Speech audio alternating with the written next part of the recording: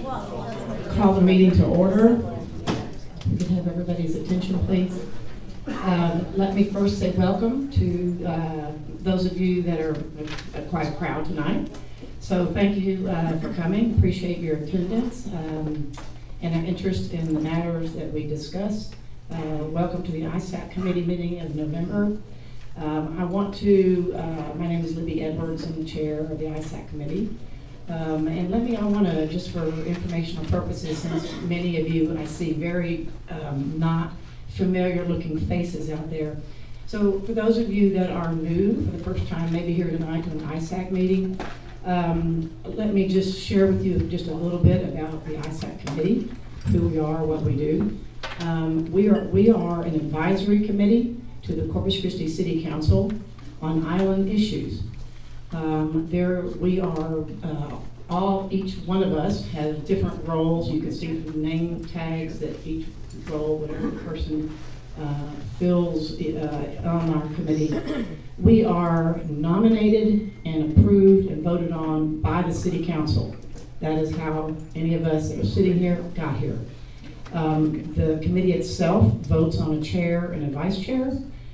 So that's just a little bit about how we got here, who we report to. We report to the City Council. We alone, as a body, we have no authority whatsoever to do anything binding on our own. The only thing we can do is possibly make motions on certain particular items, and that motion, depending on what the outcome of the motion, goes in the way of a recommendation to the Corpus Christi City Council. We alone have no authority to make any binding decisions, okay? So just so everybody here understands what our role is, that's a little bit about what we do. You'll notice that up on the board over here, just that we have in all of our meetings, we have the agenda posted. And on every Friday, usually before our meetings, where we normally meet the first Tuesday of every month, right at this location now, we've changed locations recently. But the Friday before the Tuesday meeting, the first Tuesday of the month, and we meet at 5:30, on the city's website, you'll find our agenda. And you'll notice that usually coming down the agenda, there's some what we call sort of old business, there's updates, and that's information that is for the committees, what the committee is ongoing issues that we are discussing and considering.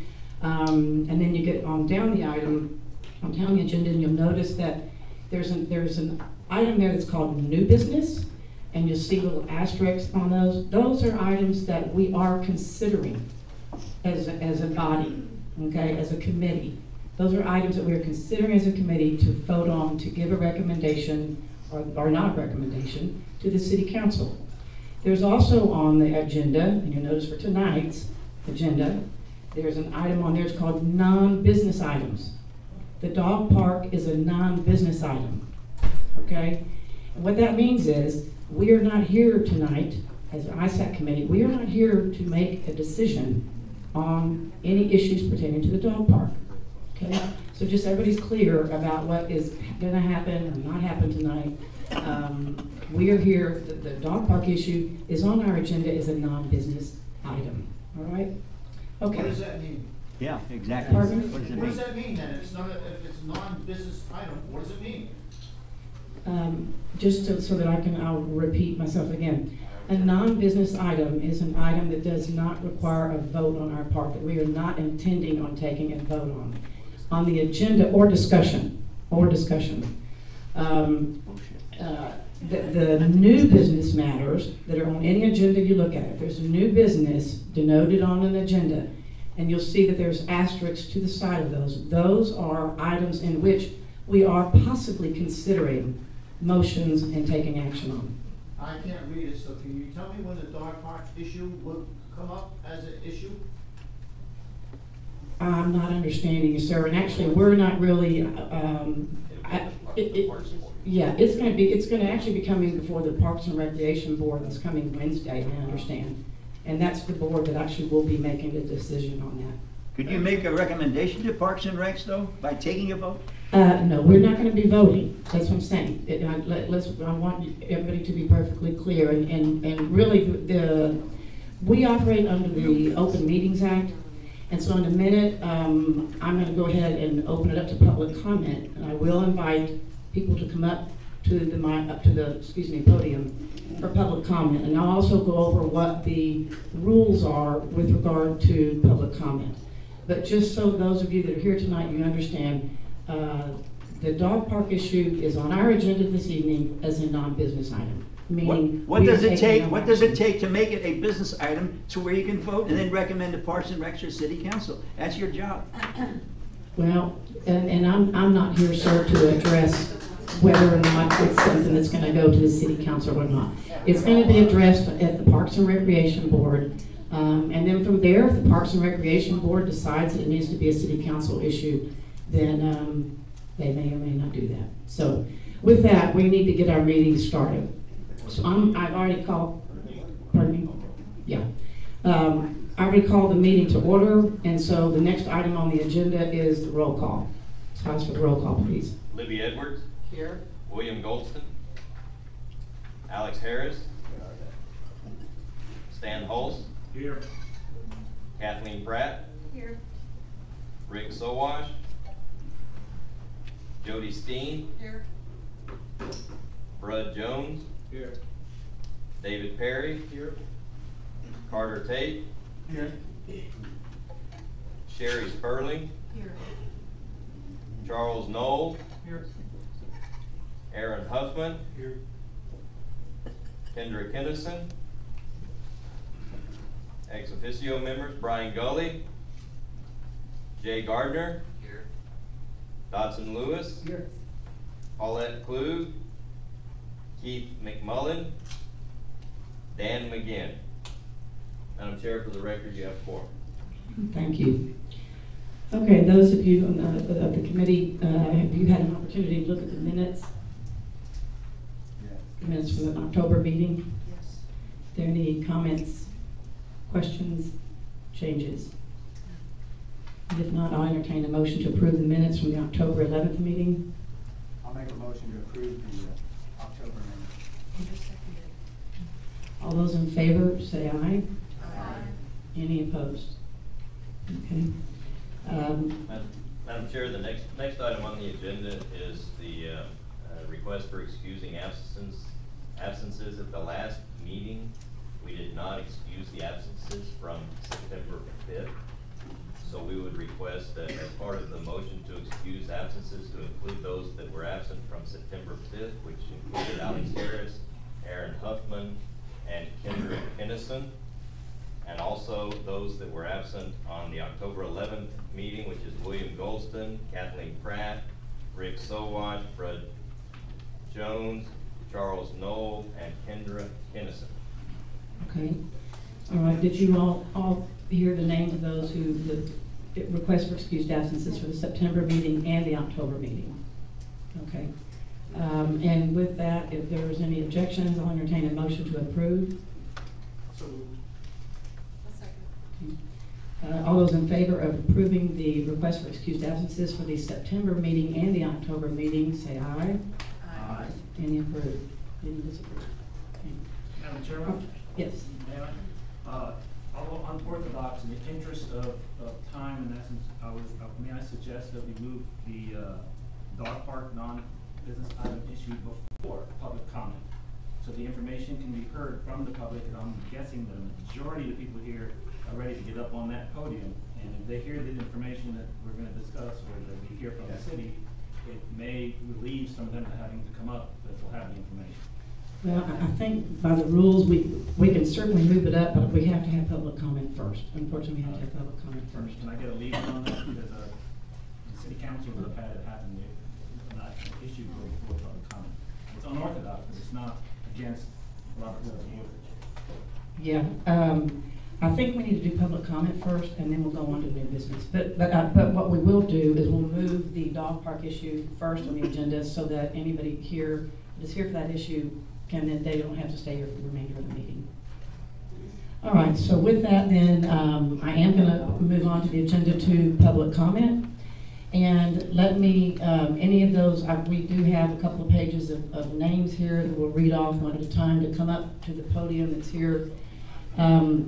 Please be advised that we are subject to the Open Meetings Act, And the public comment, just like if you've ever been to city council meetings, please limit your comments to 3 minutes. We have someone keeping time. They will call time when time is up. So please be respectful of the 3-minute time limit. Additionally, please be advised that because we're subject to the Open Meetings Act, we are not allowed to engage in discussion with any person who's come up for public comment. And we also cannot engage in any answers at that time. However, after the meeting, if there's someone that you'd like to discuss it with after the meeting, we're certainly happy to do that. But during the time of public comment, we are prohibited from entering into discussions with anyone who is approaching the podium for public comment. So with that, so please be respectful of our rules. The first person looks like that is up is Larry Beaver. And when you do come to the podium, please state your name and your address, please. Okay. My name is Larry Beaver. We live on Gypsy Street. And I'm here to talk about the dog park. We've been homeowners here for 10 years, and our home happens to back up to Aquarius Park. And I'm all for the park improvements, but definitely against a dog park in our neighborhood. The city experts have stated that the size of the Aquarius Park cannot accommodate the increased traffic and parking problems that would come along with the community dog park. This is in their strategic plan. A Google search lists 7 dog parks in San Antonio. None are in residential areas, and only one is outside of a regional sized park, and it's in an industrial area. No one can guarantee that 100% of the feces is going to be picked up in a dog park. Dogs and people will walk through it, carry it along, the wind will blow the dried feces, trash cans will stink, even if they're emptied every day, which I doubt is going to be maintained long-term doing that. Gallons of urine will be entering the groundwater, and a lot of that groundwater is used by the residents nearby for irrigation in shallow wells. Dogs bark. I have a dog. I've had dogs all my life. Dogs will bark in any circumstance for any mysterious reason that's known. Another resident stated it so well when she said she counts on the law, the POA rules, and the city following their own strategic plans to preserve her quality of life and her property values, and I completely agree with that. Perception is reality in real estate. Homes that back up to a dog park will have fewer buyers, and property values will go down on those properties. The property, even a few blocks away, may increase in value, but that's at the imposition and the expense of those backing up to the park. Of course, we researched the park before we purchased our property, and we saw that it's public land set aside for the neighborhood activities. It's not set aside for a members-only community dog park association. For many of us on a fixed income, we could not recover from a devaluation of our lifelong investment. And we certainly can't afford to pick up and try and relocate. Years ago, the city hired experts to design and create a master strategic plan for the parks.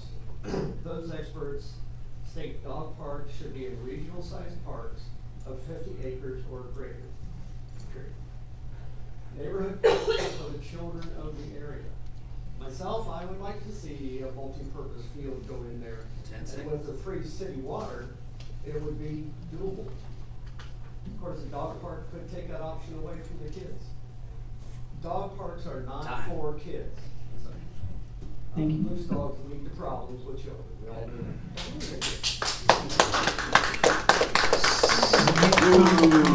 The public comment. We've got Charlene Beaver. Clapping. Hi, I'm Charlene Beaver. What's up? I'm Charlene Beaver. I live at 13937 Gypsy Street, which backs up to the Aquarius Park. So I'm a realtor. My yard backs up to Aquarius Park. And in my opinion, having a dog park this close to my backyard will decrease the resale value of my home when we move.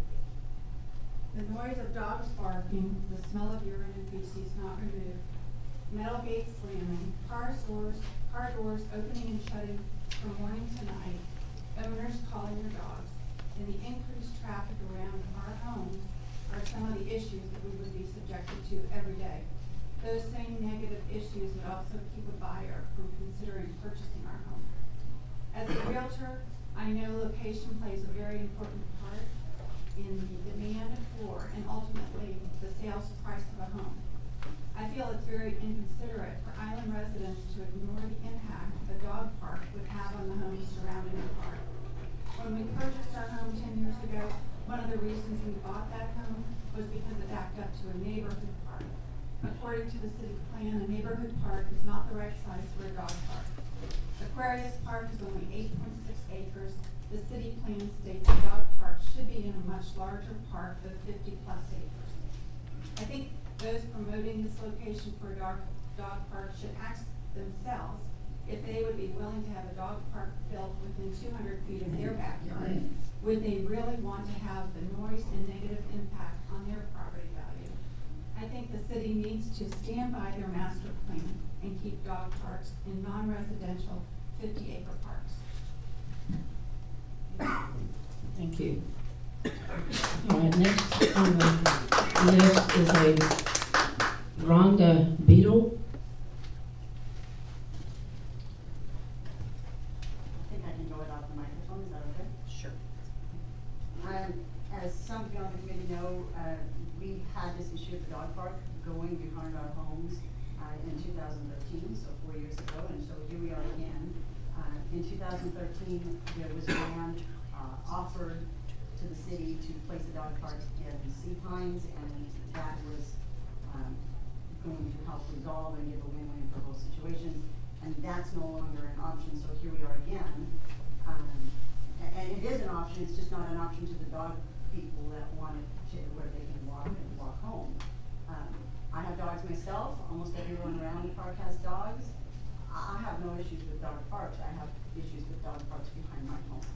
And I think if many of you ask yourself that question, if you had one behind your home, or would you be okay with it? It's the same for the people who have homes on canals. Would you be okay with the empty lot next to yours being used as a public fishing pier for those of us who don't have a canal lot to fish off of? That's kind of what you're asking those of us to sacrifice, because you didn't, the people who want that don't have a yard for themselves.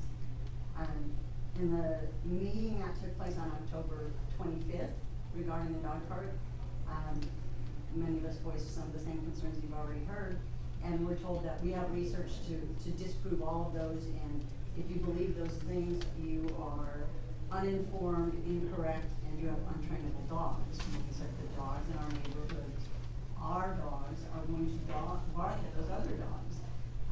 They said that our dogs were untrained dogs, and that was what's going to happen. They said they have research to tell you otherwise, and I'm sure they're going to. They said they presented at ISAC, but they wouldn't let us be privy to that ahead of time. My comment is the research for that is a little bit irrelevant, because there are not dog parks next to homes to get that actual research. You're asking people in apartment complexes and condos and RV parks and things like that if they love dog parks, and they do, and they get to walk home. There are not dog parks next to right directly behind homes in almost any situation that we've researched, including all of the local dog parks in Fort A and Rockport and those other places. And there's a reason that they don't go behind homes. So I would ask all of you to just consider, would you want a dog park directly behind your house? Not in walking distance, not 5 blocks, 5 houses away. Would you want it next to your house? Thank you. Next is a Dwayne beetle.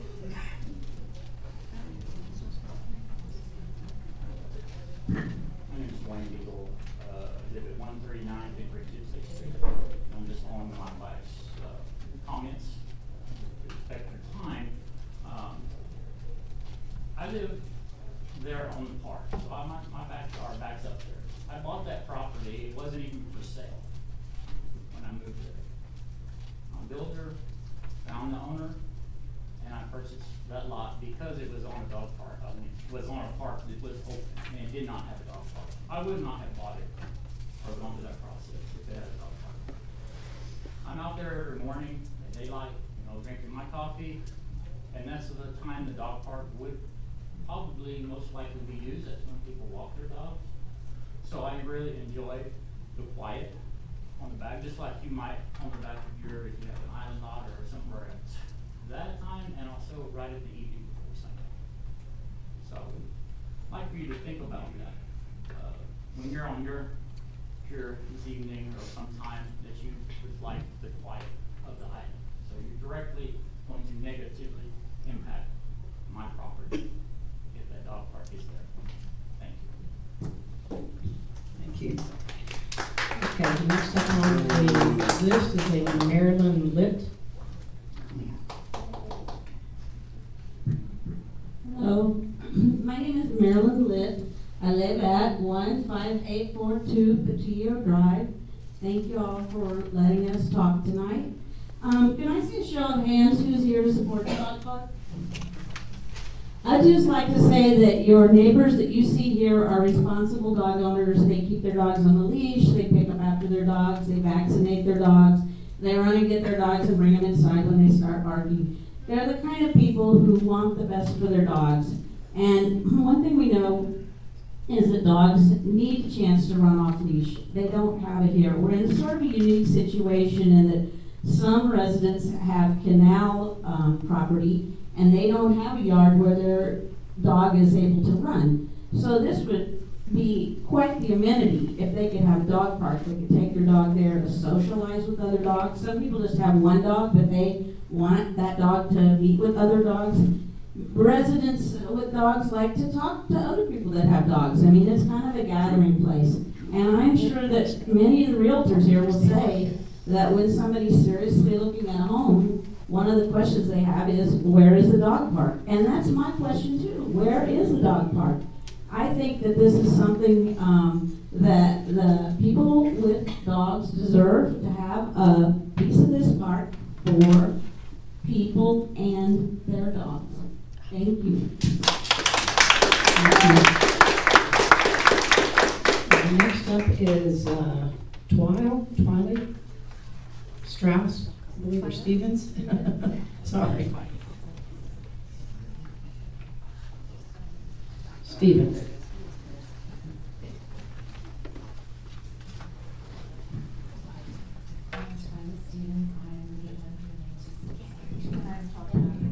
I live at 13926 Jenner Drive. Our house backs up to the park. First thing I wanted to say is I'm very grateful to the city officials who answered questions and who provided information and were very responsive. I can see that there's a lot of emotion and a lot of feeling around this issue, so I wanted to bring some facts to it. On November 1st, I spoke with Mr. Jay Ellington, who's the Director of Parks and Recreation. He told me he has not approved a dog park for Aquarius Park, and that in his career he has built 7 dog parks thus far. So he knows a thing or two about a dog park. He said none of those parks were put into neighborhood parks. None of those parks were put into a park the size of Aquarius Park, or near homes. None of those dog parks were put near homes. So Aquarius Park, at the meeting we had October 25th, a lot of people brought up, oh, this is a 10-acre park. It's not a 10-acre park, it's an 8.6-acre park. The buffer zone that would give the most benefit, like if the dog park were way up front on Aquarius Street, would be one thing, but there's probably a good 2 to 3 acres of that park already taken up with the development that's there, which is the playground, the sewer lift station. The park was there to provide a buffer from the smell and noise of that lift station. And so now we're talking about putting something with more smell and more noise close to homes. So that area is, a lot of it's taken up, so you've really got about maybe 5 to 6 acres left, which is very small. Another fact of the matter is that dog parks may be new to Corpus, but they've been built in other parts of the country for over a decade. There's no need to speculate about the facts regarding dog parks. We can obtain the facts in 2 ways: by observation of other dog parks that exist, and by reading about other dog parks that exist online. So one of the facts is dogs do bark in a dog park. Dog waste does smell bad. All dog owners do not pick up after their dogs, and even if they did, there is always a residue left. And it's the bacteria and viruses in that material that transmit disease. We do have hot temperatures in Corpus and extreme winds. And, you know, you're talking about dried fecal material, urine, and other dust from the dog park becoming windborne and blowing into nearby backyards. Some of those have swimming pools and people are out there barbecuing. There is ample factual evidence that dog parks do not belong in their homes. My husband and I walked several times in the Memorial Park in Rockport, and this is a large park of 100 acres with sports fields, exercise stations. It's already time? Yes, it is. Thank you very much.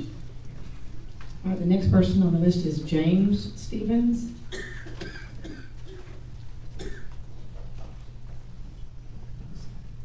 Hi, my name is James Stevens, 13926 Windjammer. We backed up to the park. We did buy, knowing that that was a neighborhood park, and we had read the park development plan beforehand, so we agreed that it needs to be developed in accordance with that plan. Notice, all of us, we bought houses knowing that, you know, they were zoned, that it was, we, you know, had the, you have the POA, you have an architectural review, you have minimum size, maximum size. You know, you bought your house knowing that you were going to be in a neighborhood with similar houses and what's going to go around you.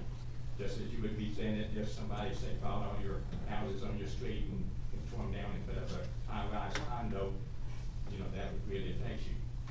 We bought knowing that the park was a neighborhood park, that there were rules for developing that park. We're not opposed to those rules. We're not opposed to a dog park. We think a dog park would be great. And I think all of us pretty much agree on the same thing. The only thing we disagree on is where to put the dog park. You know, everybody here is good. Everybody, you know, most of the people here like dogs. We just can't agree on where to put it. It really needs to, we're not asking for any favors. We just want the existing rules enforced. I think that if everybody made more of a marketing effort, they could get the money to put the dog park in a more suitable location. Where? I also have found two articles, both I think from California, one's for the Cookville City Council and one's from Pacifica. And in both cases, they put a dog park in a neighborhood park, and it turned out to be a disaster. The residents experienced too much noise and dust. They recommended putting irrigation systems to get the dust down. The city council was trying to, on the one in, I guess, in this is Spanish Hills, to try and, you know, buy people air conditioners. They were used to leaving their windows open, and they couldn't with the dog park anymore due to the dust and the dry fecal matter and the smell of the urine. Both cases, it turned out to be a disaster. The residents were mad. The dog park people felt very, you know, picked on, you know, because they felt they were invading somebody's spot because of the hostility. And it just didn't work out because the parks were just too small. Thank you. Thank you. Next is Andrea Holly.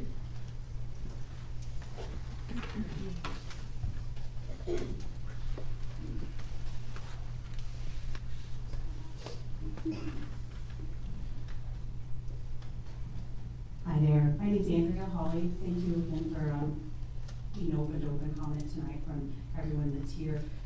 First off, I live at 13854 Topsail. I am the president and founder, along with my neighbors, of the Aquarius Kids Park Incorporation, a nonprofit that was created for the sole purpose to adopt Aquarius Park from the city of Corpus Christi.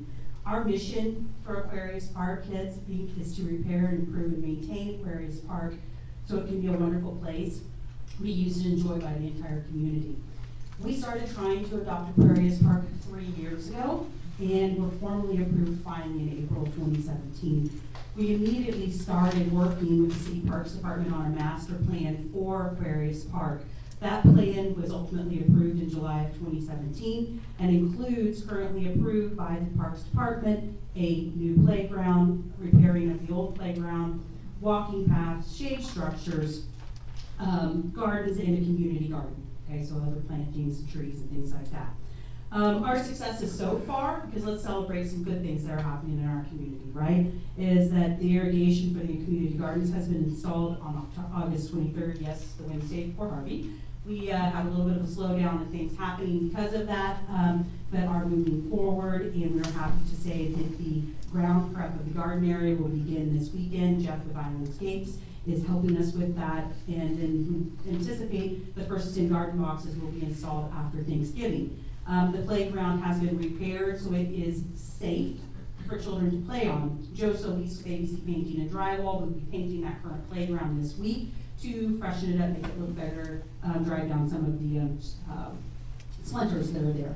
So why am I here then, right? So twofold, because I wanted to come and let everyone know what we are doing at Aquarius Park. We haven't been hiding it. We've been trying to get people out and to be involved.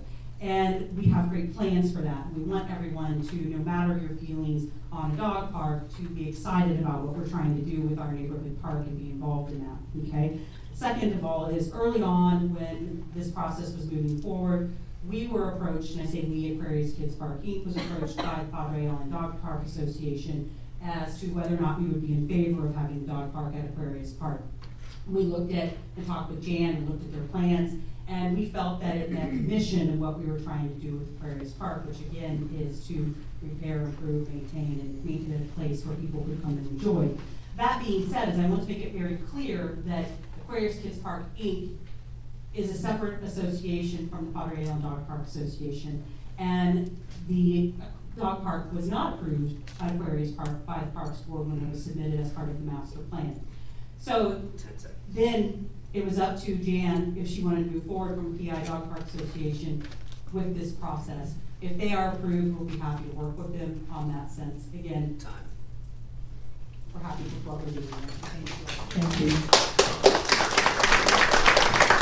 Okay, next up is Heather Cooley.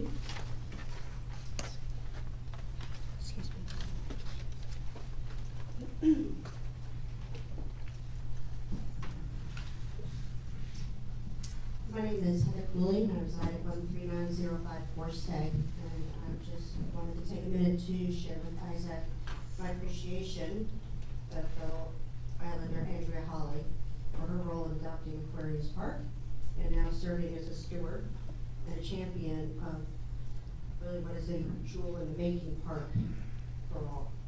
And I'd also like to acknowledge and thank the city for its role in partnering with the local residents. So in ways together, we as a community can collaboratively develop usable park space here on the island. Because really it is inspiring to see these positive changes happening. Already since Andrea adopted the park earlier this year, we are seeing a stronger sense of community, pride, and ownership as ideas for improvement come to fruition. People are engaged. They're excited to have community gardens closer to their home, to have modern playground equipment for kids, jogging paths. And now I can only hope there will be equal support and a commitment from the city for new, diverse arrangements that are representative of all of the residents here on the island, or amenities like a dog park, which will really only serve to enhance the greater community and also fill a massive park void. You know, I recently read an article from Realtor.com that asked real estate professionals to break down by ranking a variety of neighborhood amenities on a scale of 1 to 10, with 10 being you gotta have it for homeowners. The results, parks ranked 10 out of 10. Next, with an 8 out of 10 tie, dog parks and grocery stores. The Trust for Public Land considers dog parks as one of the 4 components that represent an adequate park system, and the other 3 being playgrounds, recreational, and basketball hoops. So again, I would ask for the city's continued support for our park adopters, and also for the greater community, so to have a more diverse and complete reflection of local island amenities. I'm also going to say to you that there's another way to look at this. At the end of the day, The park is being redone. It will be in use. And once it is complete, it's open park season for everybody, dogs included, dog owners included. So I can't help but think that it would make sense to work together as a community and find a win-win where you can have playgrounds and community gardens and jogging paths and a small fenced area for dogs. 10 seconds. Thank you. Thank you.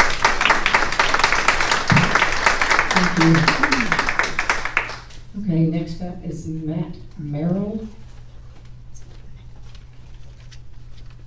Matt Merrill in the room. Okay, we'll skip up over him. And then next would be, let's see, Mary Garner.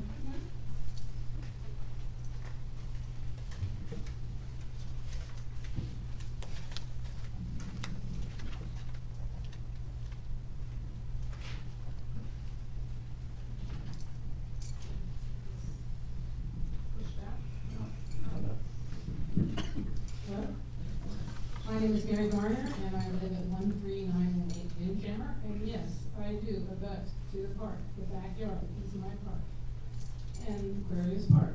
I lived in Port Arthur for 8 years before moving here, and I helped support the dog park there. It was not put in a residential area. And I also helped support when I lived in Little Rock, a major dog park. It was 10 acres. It was put in park along the river. No one around had walking paths, trails. Now, that park was beautiful, but it was huge and it was dirty all the time. I stopped taking my dog there because the dog park was filthy. People weren't picking up, and I do not want that in my backyard. I already have trouble with dogs in the neighborhood from barking between the rooster and the chickens. The chickens keep hopping the fence. I try and save them from the coyotes. That's all we do. It's in our neighborhood. But I applaud Andrea for taking on the park. The park is for the children. I want to see more playground. Maybe a tennis court. We don't have a walking trail. We don't have trees in the park. There's no birds. We need more beauty in the park. Flowers. Look at the park at Tesoro. It is a beautiful garden of cornucopia. They have plants, walking trail, playground equipment. We don't have that. They have the same size we do. It's a small park. Andrea has already sold 10 garden plots. You want the dog excrement to blow onto those gardens? Those are vegetables people are going to eat. I think that's disgusting. What about if children have dog allergies? A dog park next to a playground? I've never heard of that. I think we need to look at the whole picture. I support a dog park in this hard area, but we have to find the space for it. And it should be close enough that people can walk to. I know that. It's hard to get to places. We don't have sidewalks in our neighborhood. And it is dangerous sometimes, especially at night. So please, think about the whole thing. I love dogs. I have a dog. And I don't want my dog barking at the dogs. I know that's going to happen. My neighbor's dog barks at every dog that they see. So please think about the whole park for everyone, not just for dog owners. Thank you.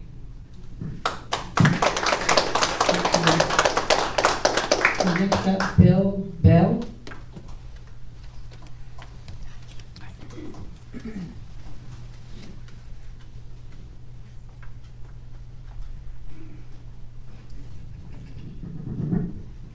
Hello, my name is Bill Bell, and I live at 13942 Windjammer. My property backs up directly to the park. My view on this is that I think we really all need to find a better place for the dog park, as the current park is too small for it. I have a 7-year-old grandchild that lives with me. I don't want a dog park in my backyard. So, quite honestly, I think the dog park's a great idea. I applaud those people who are interested in it, and I think we need to find that space for it. But quite honestly, not in a park that should be for kids. It should be growing and prospering with all of Andrea's great ideas, okay? And I guess I really wonder why we're all here. You say this is a non-business issue. So why are we really here talking about this when there's no effect from this board whatsoever on it? I think we all need to be at a meeting on Wednesday night, so I don't have anything more. I thank you for listening to us tonight, but I really think that, you know, we all want to get together as neighbors and think about where can we put this park that benefits all. Thank you.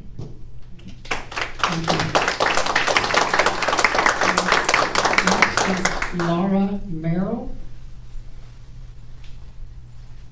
Laura Merrill. Okay, next is a Polly Begay.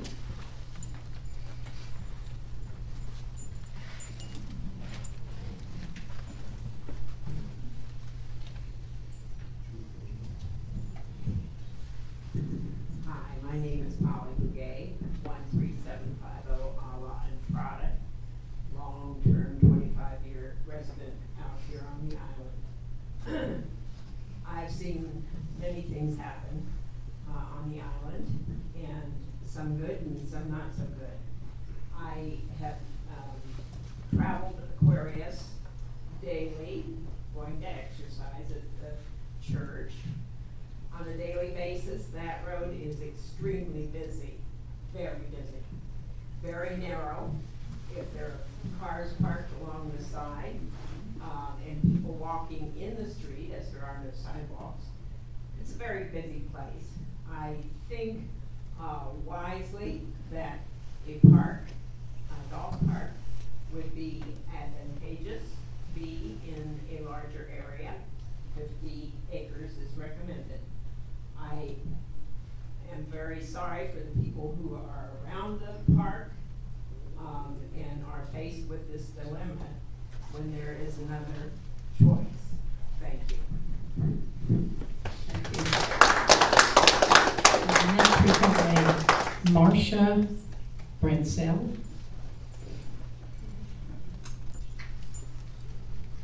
I'm Marcia Branson, I live at 15601 Escapade, and I'm not near Aquarius. However, I feel extremely strong that a dog park should not be put in a neighborhood butting up against homeowners.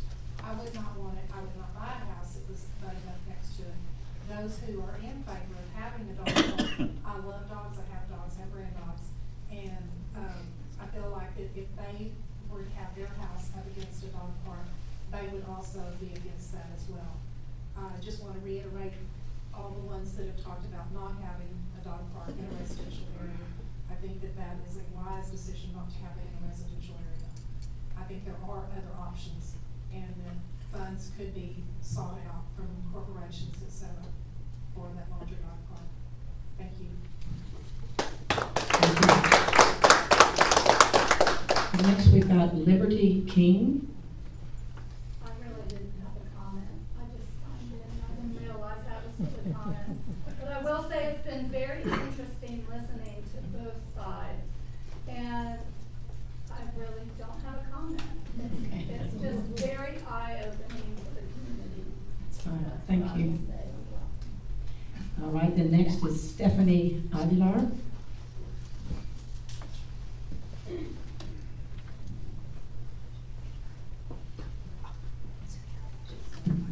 Hi, my name is Stephanie Aguilar. I live on Aquarius Street.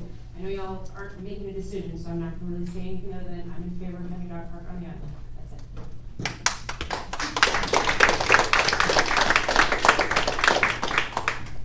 Okay, we've got a, let's see, Francisco Aguilar?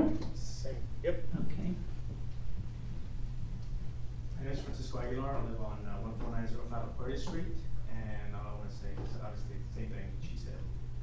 I'm here with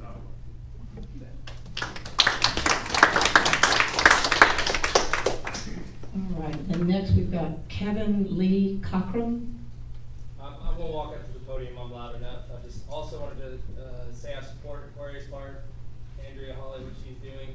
And you know, I came here thinking, okay, let's do this dog park thing. Really, honestly, after hearing everybody's discussion and everybody's concerns, I can totally understand. You know, the Beavers and the Beatles are my across the street neighbors. I live on Jibstead Street as well. And I really respect their feelings on it. You you know, and maybe it's not the place for a dog park, but I do support Aquarius Park becoming something better.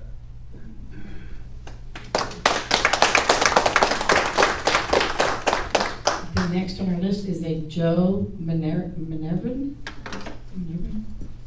My name is Joe Minervini. I live at 15101 Aquarius Street. I'm about maybe 5 or 6 doors down from Aquarius Park. And I'm here totally in favor of the dog park. Seems like the only ones that are against it, most of them. They live right next to the park. They used, well, a decrease in real estate values as a reason for being against it. I'm not quite sure it's going to decrease their real estate value. The dog park, as I understand, it's going to be kind of like in the middle of the park, a few hundred feet away from other property lines. Some people say in my back, it won't be in your backyard. It's going to be a couple hundred feet inside the middle of the park. Now, if you put some oleander bushes around, and there's some people that know more about mitigating sound than I do right now. You put some oleander bushes, it's going to cut the sound down. When the wind is blowing like it usually does strongly, if you live on one side of the park, you probably won't hear a damn thing. You won't hear any barking. It's not in anybody's backyard. I can understand why some of these people here are panicking because they think there may be a park close to them. I think it may increase the value of the property. If anything, it's not going to have any negative effect on their property values. It won't. As far as the smell and all that, I don't know of anybody that I've seen anywhere on this island, and I've got 3 big dogs, that does not pick up after their dog. Well, I don't know where you guys live or where you walk, but I don't see any dog crap in the street, okay? And that's where most of the people walk, okay? That's where most of the people walk, okay? I see people at the beach, they've all got little baggies with them, and there's gonna be baggies at this park. One lady got up and said, well, she lived in a neighborhood where, you know, people did not pick up after themselves. There's some bad neighborhoods, yeah. Maybe they don't want to pick up after the dog. Padre Island is not a bad neighborhood, and I think we will pick up after our dogs. Certainly there's public and peer pressure that will ensure that people pick up after their dogs. As far as the urine odor, come on, man. If you hold it in a glass in front of your nose, maybe you'll smell it. But if a dog is peeing over there a half a block away, you're not going to smell it. Come on, guys, let's get serious. Okay? I'm in favor of the dog park. I would love to have a dog park where my dog can run loose. Okay? I got a 90-pound Doberman. She would love to run loose. Okay? But I'm going to watch it. Okay? And I pick up after her. But dogs need to run loose. Let's think of the dogs. Okay? Most of you people that are against the dog park say you have your own dogs. Great. Well, you're going to get to use the dog park right in front. Got your little backyard and that's it. You keep it on a leash. I hope not. Okay? But you're going to have a dog park right in your front yard. 10 seconds. Okay? Thank you so much. I'm in favor of the dog park. We need a dog park. Those people that say put it somewhere else, where the hell are you going to put it? Think about it. Where are you going to put it? Okay? Thank you. Right, next up is a Keisha Dole. Keisha Dole in the room. Okay. Next is Suzanne, and I don't have a last name. Someone signed up. My name is Suzanne. Yeah, that's me.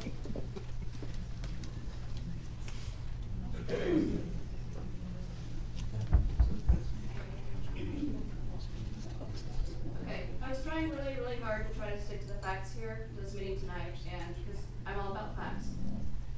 But there's a lot of things I heard tonight that are really ignorant, in my opinion, and not factual, which really affects me. So facts first. Dog park. Well-exercised dogs are happy dogs and are more likely to be quiet, less destructive, and better behaved. Noise studies at other dog parks demonstrate the noise level to be minimal. Observations noticed that most often dogs did not bark while at play in the parks as they are too busy playing. Dogs that bark did so for short periods of time. I've already heard of people talking about how dogs in their neighbors' backyards are barking all day long anyways. They're going to be barking, you know why they're barking? Because they're bored. They're not getting exercised. They're not having play. They're bored. They need to play and exercise. Concerns about smell and unsanitary. I've been going to dog parks for years and years and years, mainly in California, but still. Dog park owners are very conscientious about their dogs and their dogs' well-being, and the dog parks they take their dogs to. They want to keep the dog parks clean and sanitary. They pick up after their pets. If not, other dog owners police each other. We see somebody not picking up after their dog, will say, "Excuse me." Okay, that doesn't happen on the streets. If you guys are having dog crap on your lawns or on the sidewalks, it's because nobody's there to police them, and they don't care. They're not as conscientious as people who are conscientious and caring enough to take their dogs to the dog park to exercise.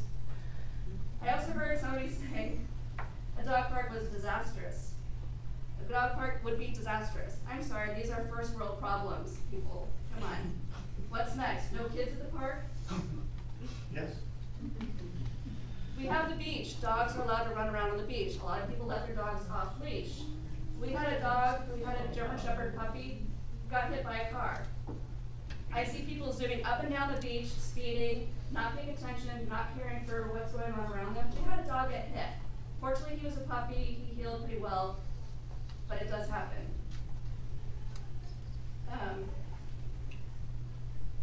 Dog parks discourage crime and loitering. They do raise property values according to Realtor.com and Trulia. I did a lot of research on that. Also, people in the parks, people walking their dogs back and forth from the parks. More eyes on the street, more eyes looking around. People see dogs and people in the neighborhood and realize how many people and dogs are out and about. They're not going to be out and around. Thank you. Let's see. Oh, again, for those people. Time. Thank you. You people on the street. It's about the whole island, not just people. Anyone else that is here for public comment who did not sign up? Okay. Yes, If you would please come and give us your name and address. My name is Drew Stevens. Could you come to the podium, please? You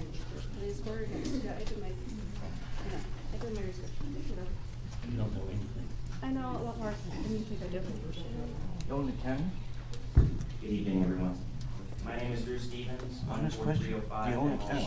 Do I have a kennel? No. Other side of the park, or the other side of the island. I'm here for a couple of reasons. First and foremost, every objection can be overcome if we want a harmonious solution. I understand some people have this beautiful, pristine park in the back of their houses that's being maintained, mowed, and cared for by the city. I wouldn't want anything to mess up that either. But we need someplace. We need someplace safe for our dogs. The proposed dog park is going to be gated, monitored. People complaining about the smell. We reconstituted concrete, water it down. Every objection can be overcome if we want to work together harmoniously. I believe in an unconditional love solution to all of this. Thank you all. Thank you. Anyone else here again? Yes, sir. If you'd like to come up and give us your name and address, please. Yeah. I'm Jim Parker. I live at 14105 Atascadero Avenue, not next to the park, but on the island. And if I did live next to the park, I'd be concerned. I mean, a lot of people, home is their most important asset, and they're right to be concerned that something might come in and downgrade the value of their property. I understand that. When a developer plats a piece of property and it contains a park, he puts words on that plat. They say something like this, say, I hereby dedicate to the public for public use forever. The park is shown on this plat. It says the public, not people around the park. The public includes everybody. Having said that, whatever public use is in there, be it a ball field, walking trail, playground,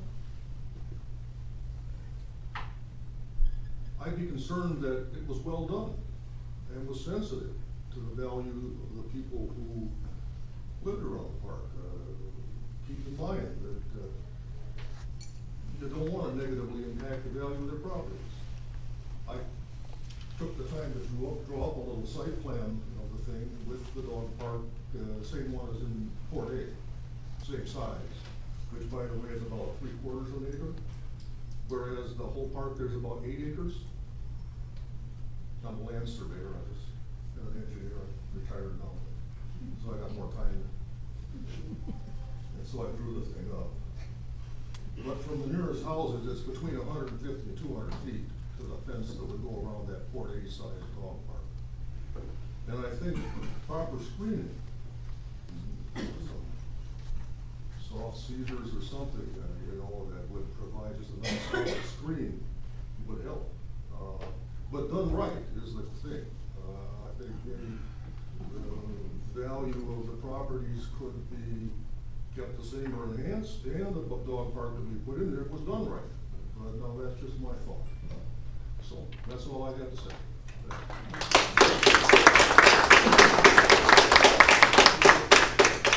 Anybody else here that's for public comment that did not sign up?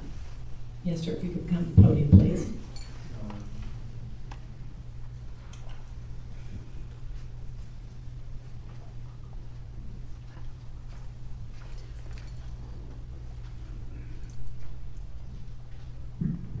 Hi, my name is Carl Harvey. I live on Barataria Drive, 15242. So I'm within walking distance of Aquarius Park, but it's not really about the location that I want to speak to. I'm sure that many of you have traveled with your dogs on the interstate and stopped at the rest station and were horrified at what you saw at the so-called dog area. And if that is what you have in your mental image of a dog park, then you're radically off base. People that would be involved in a dog park are not the ones that stop at rest stops and leave a mess for the rest of the world. They care. They care about their pet. They're interested in the well-being of their pet, and that's the reason they're interested in a dog park. And they're gonna do whatever they can so their dog doesn't get sick, like it would at a rest stop. Sure, maybe Aquarius Park isn't the best place, but the concept of what we're trying to accomplish here is the well-being for the island and for the residents and for our pets. And as he commented, if we work together and express our thoughts and feelings and analyze the problem, there are many solutions. Let's do what's best for everyone, including our four-legged friends. Thank you very much.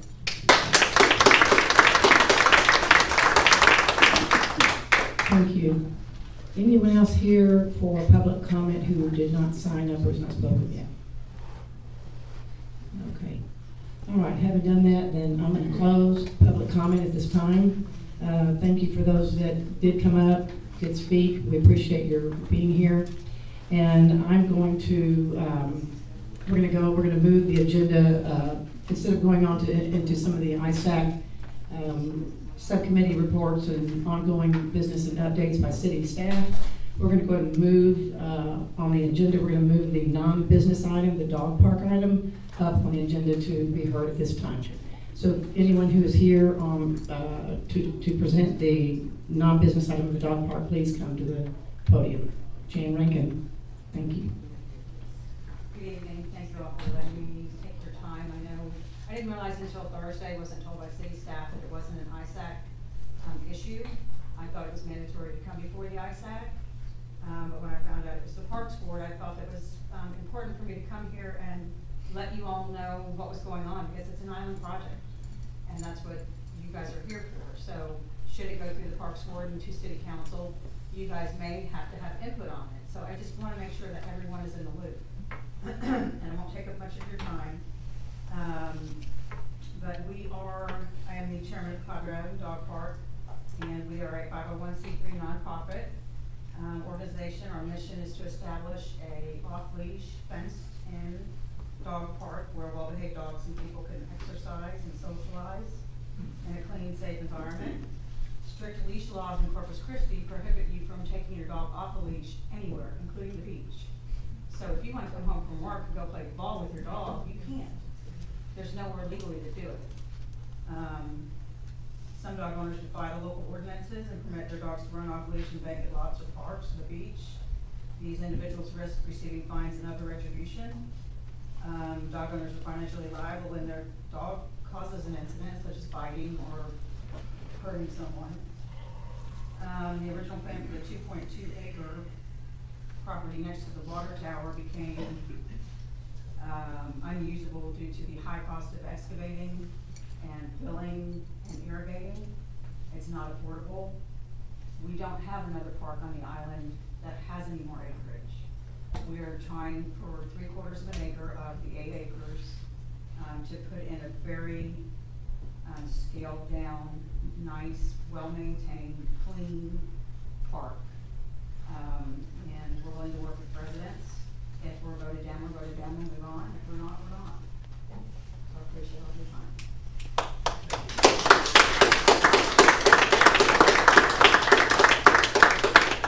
Thank you. All right, and the committee, any questions for Ms. Rankin? Committee? All right, well then with that, we're going to move on to the agenda, and thank you, Ms. Rankin, for being here. Thank you for that item, and thank those of you who come in today and taking the time to attend the ISAC meeting. With that, we're going to move on to the other matters on our agenda. And that, the next item up then is the subcommittee reports.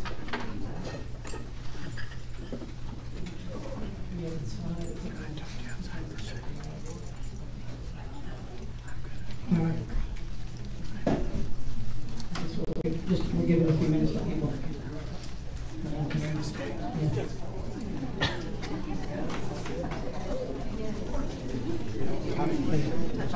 Okay, good. Yeah, I just find out when and where. Yeah, Do you know when and where?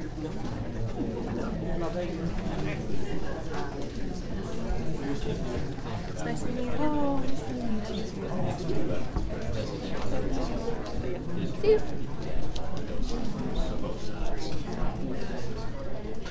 Okay, I'm going to go ahead and continue on the meeting. I think most everyone has left the room. If we could please have everyone be quiet in the back, please, so we could continue on with the rest of the items on our agenda.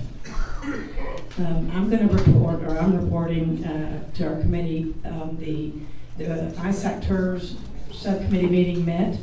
We had a very lucrative, productive subcommittee meeting.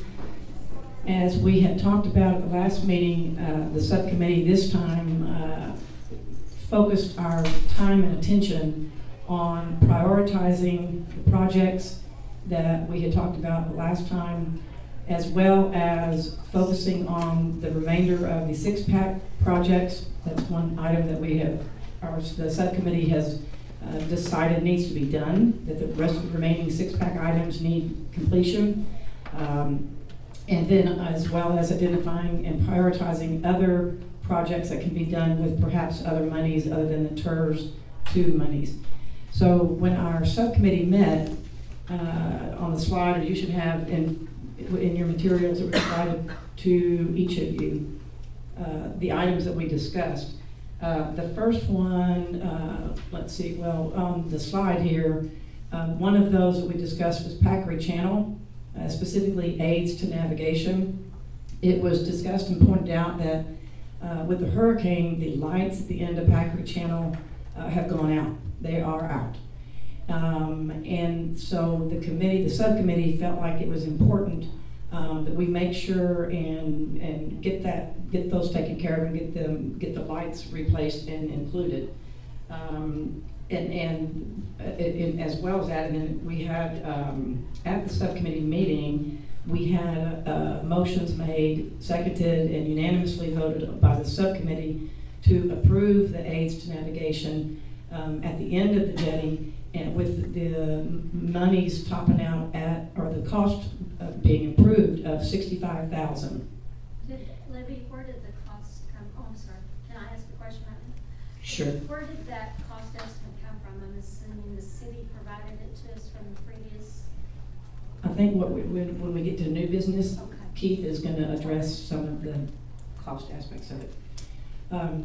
We also, another thing, just so that the committee knows, when the subcommittee met and we were on the topic of aids to navigation, we also were all in agreement that not only were the lights at the end of the Pakery channel important to get replaced for boaters and people coming into Pakery, but that also we need lighting, and hopefully the 65,000 can maybe get us some additional lighting to light the remaining part of Pakery channel for boaters, because currently, it was reported to us, there is no lighting for boaters, say at nighttime, who are coming in from, say, the Gulf of Mexico through Pakery channel on back into their neighborhoods.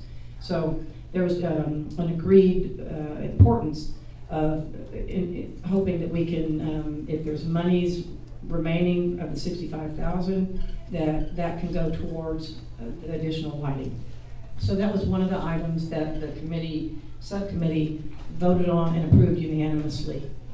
The second item that the committee discussed, considered, and also voted on and unanimously approved was on the Pakery channel for the ramps to the jetties. And you all may remember we had discussions in past times of the Moby mats. You may remember that we had approved the Moby mats. At one point in time, there was discussion that the Moby mats were going to be donated by the county, and then there was a finding that those were not sufficient for what the purpose we were trying to use them for. So there was our committee, the ISAC committee, approved. In fact, the TERS 2 board approved an amount for purchase of Moby mats of $10,000. That has been found to be insufficient to buy the Moby mats of the quality that we need to have them.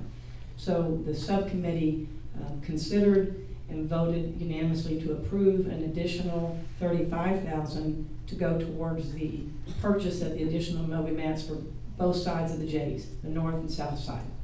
That was another item.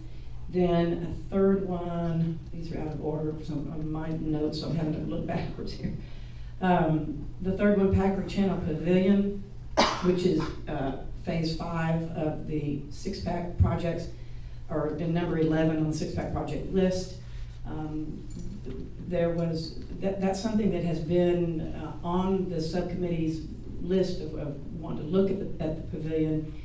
But one of the big things and the big issues and up for discussion was where to put it. What was going to be the location of the pavilion? If we approved it, where was it going to go? And so, but the ISAC TERS subcommittee, we agreed, and again, motion made, approved, unanimously approved, that there be perhaps even 3 pavilions. So one of the things, and again, we have to go back to cost and we have not put a hard number on that, but it was agreed that if we did each of them in a conservative way and being very fiscally conservative with our monies, that the pavilion, there would be a pavilion by the boat ramp that would be a smaller facility, shaded area by the boat ramp, and then also move forward with possibly 1, if not 2 more pavilions. You all may remember we've talked, there had been some discussion about having a pavilion on the beach. However, there have been issues historically in the past with the GLO. We ran into problems with the GLO. And there's certain prohibitions from the GLO with regards to what kind of structures can be on the beach or not be on the beach. But the subcommittee felt like it was important for us to look into that, go ahead and approve and go forward with studying GLO, contact the GLO, see if we can't get permission, and find out what kind of structures can or cannot be built there, but nonetheless still approved to go forward, and again, voted on, unanimously approved, to go forward with 1 or maybe even 2 additional pavilions on the north and south side of the channel, the Pakery channel. So that was another item that our subcommittee discussed, talked about, and unanimously approved. Then the last item that we discussed and voted on was Access Road 3A. You all may remember that there's been some, I think Alex at one of our previous meetings brought up some issues regarding safety and the narrowness of Access Road 3A sidewalk. Keith is going to get into that a little bit more. He's got drawings that have been done that the subcommittee, we looked at and considered essentially what they involve, and Keith will go into more detail on this, but what that involves is going to be a 4-foot addition to Access Road 3A, and then in addition to the 4-foot addition of the roadway, there's going to be a 5-foot sidewalk that will be put in, and with curbs and bollards perhaps, and Keith will go into a little bit more in the design. You should have, I think, the design in your paperwork. That is when it comes time for Keith to discuss that. So that was the last item that our TERS subcommittee approved unanimously, was the changes to Access Road 3A sidewalk. And so when we originally talked about that, there was some question about whether there was access to the land, if it was privately held or there was easement. That's all been resolved? That, yes, I think Keith is going to address that too, because it is on our agenda for items, for new business of action items, and so and Keith will present that. Any questions at this time? And just to let you all know too, that the subcommittee we will be meeting again on all the other projects that have been, I think the Gateway Arch to the Island is one. There's just been numerous other projects that we're talking about. The sidewalk along the roadway from CVS Pharmacy to the Whataburger, maybe being, let me back up one thing. Make clear, items 1, 2, and 3 to do with the Pakery Channel, different things, those would be funded with TERS 2 funds. The Access Road 3A sidewalk, that would be funded with, there are additional monies left over from bonds, previous bond years. So that would be funded with the previous bond money. It would not be funded with TERS funds. So our subcommittee, it will continue to meet, and our objective is to continue to identify projects for the island, prioritize them, and then obviously talk about how they're going to be funded and the cost. So, but that's what we did at our last meeting. So that's all I've got to report. Let's see. Have you had questions of me on that? Okay. All right, then we'll move on to next Water, Shore, and Beach Advisory Committee. Oh, yeah. Okay. Yes. I was lucky that I was sitting here. Okay, the last Water, Shore, and Beach Advisory Committee, we met this past Thursday. We received a report from Deidre that was really awesome, and I'm looking forward to her presentation again this evening. I won't get too much into that. Access Road 2 has started up the beach, so we're excited about that. And they're supposed to finish by January 24th. We met Darren Gurley, who is the new North Beach Operations Manager that's replacing Russell Armstrong. I've worked with Darren before. He was the city manager of Kansas Pass, so familiar face, was nice to see. The fire ordinance that Water Shore passed hasn't been formally approved yet. The staff is running this down to figure out where it fell down. We talked about the TERS 2, increase the funding for the Moby mats. You know, there's been that whole misconception about Moby mats and what size we need to drive on. We need bigger ones. And we need to straighten that out because we've lost 10 months in that issue, but supposedly that's going to get straightened out at the formal TERS 2 meeting, which I believe is next week, correct? I don't know about that. Well, Keith can. Right, Keith will get that. And then Jay or Keith is supposed to have numbers for a pavilion at the boat ramp. And that is a very condensed version of what happened during a very lengthy meeting, but we're just going to keep it at that for now. Does anybody have any questions? Questions for Jay? Great, thank you, Madam Chairman. All right. Okay, moving on the agenda then. Next up, ongoing business, updates by city staff. I believe that's Keith. Oh, excuse me, well, no wait, maybe we have Deidre. We do that. Okay, Deidre. We've got Pakery Channel, updates by city staff, Pakery Channel. There we go. Now we have Deidre.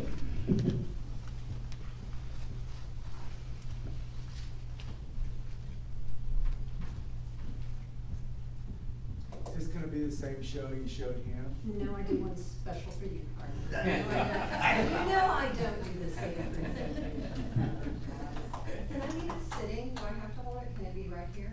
Is that okay for y'all? Can you pick, no, we need to pick you up, we're recording, if you can. Right, I'm not really good at doing both these at once, so it's gonna make me awkward, but y'all just have to get used to it. So are we on? We're good? Is it, Yeah. the switch is flipped up. Your switch is flipped up. It's working. But also, we have to switch it over here too. I think we're switching. Jay, you're slacking. Yeah, Jay.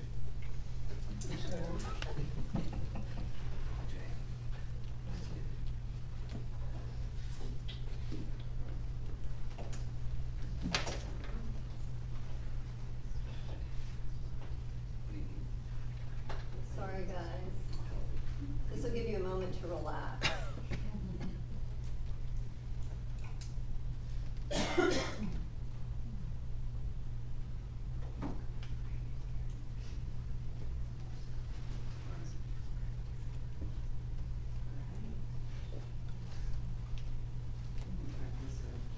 We'll have better luck if this is in my right hand, I think. So we're gonna have a little bit off there on the screen, but you guys can suffer through that with me. So the city staff asked if I'd come visit with y'all and provide a preliminary update on some of the assessment that we've been able to conduct at Pakery Channel and the beaches adjacent on Mustang and North Padre Island as well. So this has been a tag team of 2 different survey suites. So there's going to be one that's a survey suite and assessment that's associated with the structural component of Pakery Channel, which was heavily damaged. It's obvious visibly. That information will be gathered, and the surveys are continuing. We've completed most of the surveys with the exception of the tip of the jetties. That's a very precarious area, obviously, and dangerous for the surveyors. So they're going back to recapture that area for a cleaner data set. But with the exception of that, the structural surveys that will go toward the structural assessment have been completed. Then the city will select engineering group to review that information. What I'm going to talk about tonight is the suite of surveys and assessment that y'all are more familiar with hearing me visit with you about, and that's the information regarding the channel bathymetry, changes in volume, and the adjacent beaches. So that's what I'll be talking about today. As you can imagine, there's a lot of data and information that was gathered in association with post-Harvey. So I'm going to try to summarize and also focus on some areas that I know that this group is particularly interested in. If I don't speak to an area of interest that you have, please invite me back and we can talk further about that area. So we're going to talk about survey and assessment, which I briefly summarized for you, channel shoaling and scour, and beach erosion and deposition, and how that's going to affect our planning toward nourishment and also the dredging in the future. We're also assisting the city with FEMA support, where FEMA support is requested. So I've been in a couple of meetings toward that end, and we're helping to go forward with any assessment that would be relative to reimbursement with regard to coastal damages that are within our area. The top of this is off, so I think this may be the case for a couple of hours. Is there any way that we can adjust that? Rosie? Can we adjust that? There's a possibility we have a tall person. Here, I'm Charlie. Charlie. I can't believe you stood up.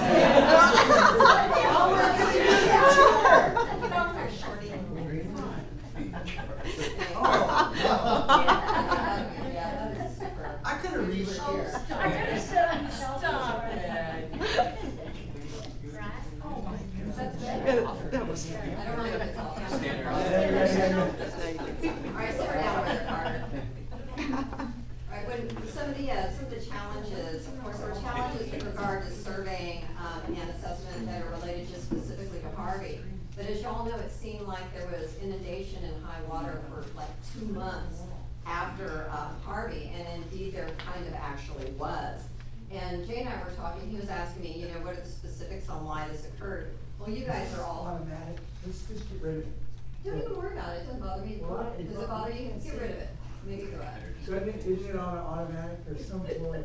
I don't think I have that. Clap on. It is automatic. Nobody got it on their iPhone? You can't just pull it? No, I don't mess it up. We'll ask Carter. No, Carter, really, we'll ask. All right, right, well, I'm gonna continue, on. Sandra, go ahead. Oh, it's bothering Carter. I'll slow down on this one so we can catch up once the. Email will help you. Yeah, we can talk about it, we can have a discussion later. So what I did was I plotted the, water level, plotted above mean high or high water. So we're just looking at all of the occurrences of water levels in excess of mean high or high water that have occurred between August and the end of October over the past 4 years.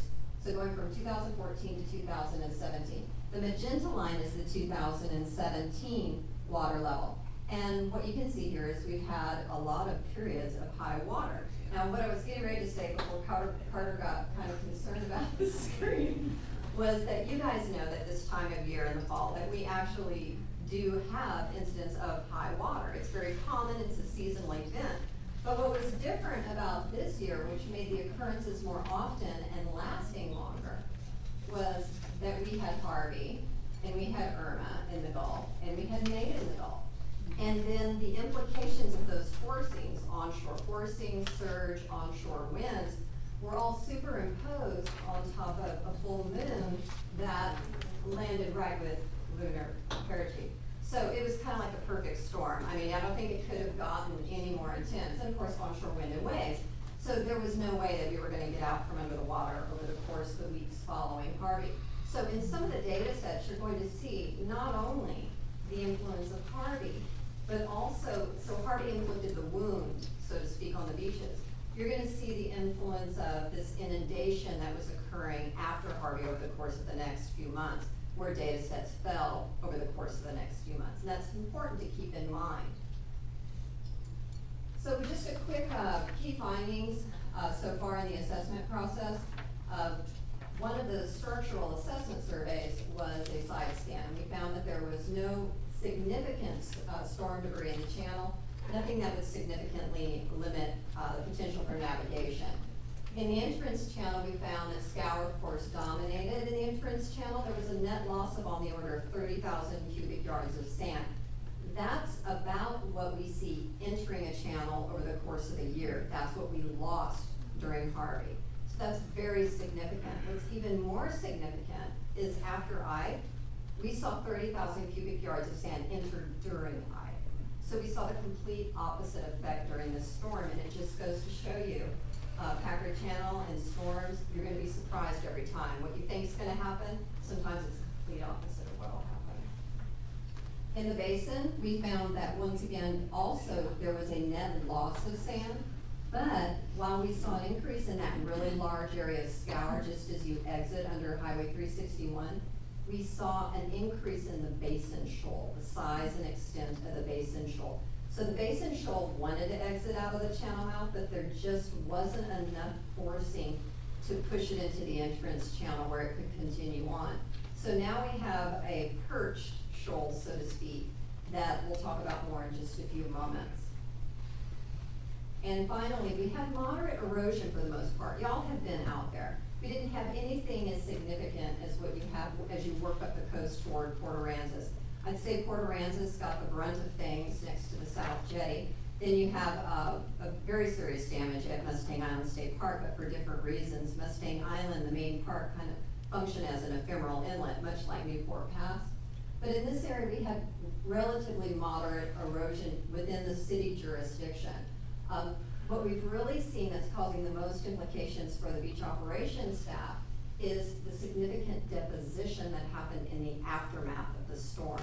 A lot of times when we have these storm events, we have inundation and we have the water is basically up to the dune for weeks and weeks and weeks. And then when basically when the tides recede, I say it never happens, but the sand ferry does happen sometimes, and there's a significant amount of sand on the back shore. Once all of the sand starts to dry, it fluffs up and it becomes a management nightmare for beach operations. And they're going through that right now.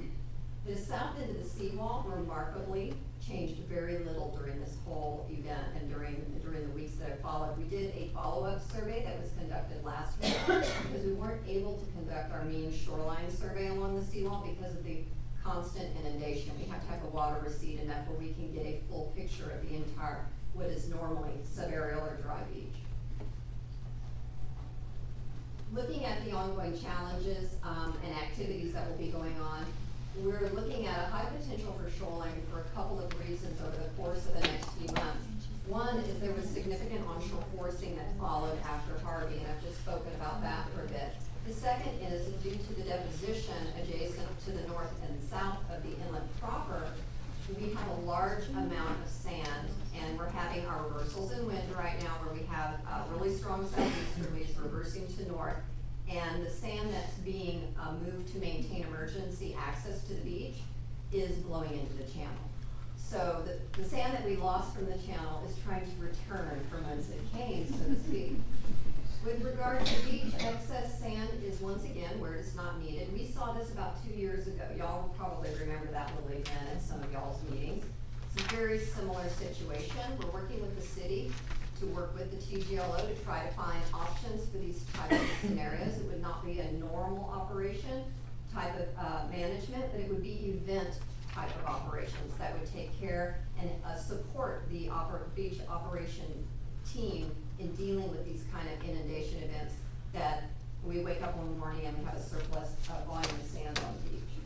And finally, FEMA dialogues and meetings for potential reimbursement, not just, a lot of people think, okay, it's gonna be a beach version as reimbursement. A lot of times it's things that are more simple than that. It's reimbursement for the cost of the beach operations, people who are working endlessly to deal with the aftermath. If we look at the pre-Harvey condition of the channel, I want to point out a couple of things. For those of you who haven't been in one of my talks before, I just want to point out first that the imagery that you see is based on actual data. It's not a forecast or a model. It's actual data that's collected at the channel at three different seasonal time periods. And when you're looking at the graphic, remember that the cooler colors, the blues and magentas, are the deeper areas, and the warmer colors, the yellows moving toward red, are the shallower areas.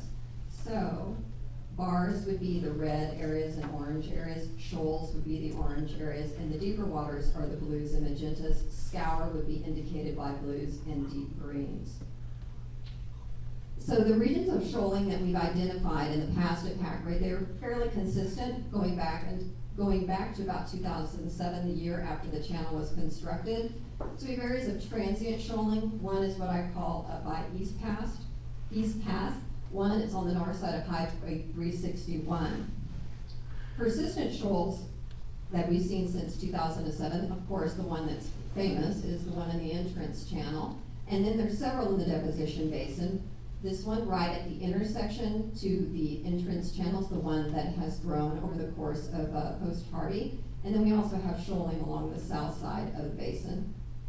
There are persistent shoals that don't really cause any drama to navigation. One is located across from the Molly Beatty Coastal Habitat Community.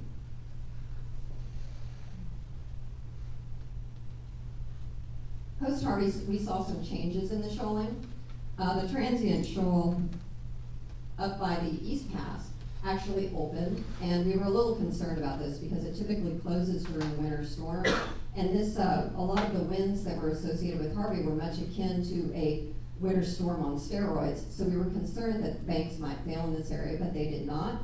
And there's also transient shoaling here right north of Highway 361. This area also stayed open during Harvey. Pardon me, I'm losing my voice a little bit. Y'all are gonna have to bear with me. The persistent shoaling remained in the deposition basin, with the primary shoal in this area growing and expanding and starting to basically flow into the inland, the inner entrance channel, which is this segment right in here. We'll look at this a little more closely in just a minute. What was strikingly absent, of course, after Harvey, was the shoal in the entrance channel. We have not had a peak in shoaling in the entrance channel. Rosie takes care of us, doesn't she? So what was strikingly absent is the shoal in the entrance channel. We have not been without a peak in shoaling in the entrance channel since 2007, other than after we did dredge. So that was pretty amazing. This whole area, there was a reduction of shoaling in the entire entrance channel. The entire entrance channel was scoured to depths that ranged from 7 to about 9 feet. So Scour changed with Harvey also. This is the pre-Harvey location of different regions of Scour. Scour is well developed, as many of y'all know, both on the south side of Highway 361 and the north side of Highway 361. There's a developing area of Scour right at the entrance of the inland channel, of the entrance channel segment into the basin, right here where the basin shoal is developed. And then in the past, we had had a lack of scour at the channel mouth, or reduction of scour. But post-Harvey, we saw changes in the scour areas. The areas both to the north and the south were enhanced. The area where the revetment failed and the articulated matting failed and the sidewalk failed, frankly, there was a high level of scour that developed in this area. And then the scour has finally returned to the channel mouth, which is a really great thing, and we haven't seen that in many years. This area scouring has been absent for the last several years. We're going to focus in on a couple of areas and just look at these shoals and how they change. This is the region that I call East Pass. And this area is a very narrow area of the channel, and it's up by the intersection of the Gulf Intercoastal Waterway. And what we found is that in the winter months, when strong frontal systems are coming across the bank has started to fail in this area. And the channel will become narrow over the winter months, but then it will open over the summer months. This is post-Harvey.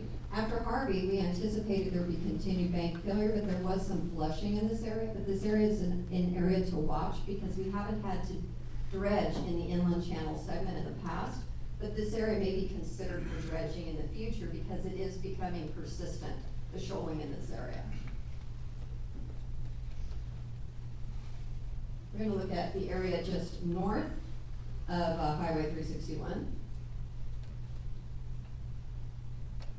In this area, there's persistent shoaling and that hugs the south side of the channel in this area. And occasionally we'll see a constriction in the channel in this area. It typically happens over the course of the summer months and then opens during the winter when we have accelerated flushing in the channel toward the Gulf of Mexico. We saw very limited change here during Harvey. This is in April, and this is post-Harvey. But the channel did remain open and did not close during Harvey, which is always good anytime these channel sections remain during a period of extreme forcing. So we're going to look at the key characteristics and changes that occurred during Harvey in the deposition basin. This is the deposition basin in September 2016. Just key things to point out, this is what we call the basin shoal. This is a huge region of scour that's been well developed since early on in the channel's life. By 2007, we had this significant area of scour. There's also shoaling that occurs around the boat ramp. And then there's a region of shoaling on the south side that is mostly a composition of fine and organic material and silty kind of sand. July of 2017, we started to see some growth of the deposition basin shoal, but that's what it looked like after Harvey. So the most significant shoaling within the channel system really happened here in the deposition basin during Harvey. And that's where you would anticipate deposition to occur, but we were hoping this would flush out along with the rest of the material in the entrance channel, but it did not. We'll be needing to watch this area after the winter season to see if any additional peaks in shoaling have occurred in this area, because there is a constriction in the channel width in this area for navigational purposes.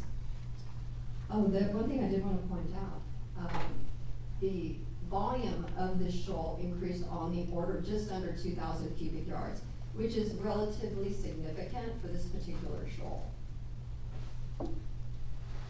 This is just for y'all to be able to compare before Harvey and after Harvey, the development of this shoal at the intersection to the inner entrance channel. Oh, that's really going to bother you, Carter. We're going right into the channel mouth, and it's right in a spot you don't like. Very good. That'll help. Very good. Glad I put that up higher. So this is a September 2016 look at the progressively increasing notorious entrance channel shoal. By April of 2017, remember we had a bit of a surprise when our winter flushing didn't take care and eliminate the peak in shoaling. Typically we have a reduction in shoaling over the winter months, when we didn't see that over the course of this past winter because it was a rather mild-mannered winter. That was a little bit of a concern to us, but then it progressed into July, increasing over the summer months. That is what we would normally expect to see, but Harvey just took care of that for us. Now, of course, the trade-out was it destroyed the structures, but it did go ahead and take care of that pesky shoal at the entrance channel mouth. Looking at the channel in a cross-section, I'm just kind of going to orient you. This is the basin. We're moving into the inner entrance channel, and then the entrance channel proper where the jetties are. This is moving offshore into the Gulf of Mexico. We're comparing the pre-Harvey and post-Harvey cross-sections here. So the magenta is the post-Harvey. And here's that pesky shoal once again. It just leveled it off at about anywhere between 7 to 10 feet. We're looking at the depths in this area. This survey also captured the region of Scour, which is adjacent to that extreme failure in the revetment where we lost the sidewalk on the south side of the channel. So that's going down to about almost 20 feet in that area. So to give you kind of something to compare that to, this is where we were post-dredge. So even with the exodus of the peak portion of this shoal, we're still getting close to a volume of sediment and a decrease in elevation of the channel, to decrease in depth of the channel, to where we'll be looking toward planning for the next dredge. The black line is showing the pre-dredge condition.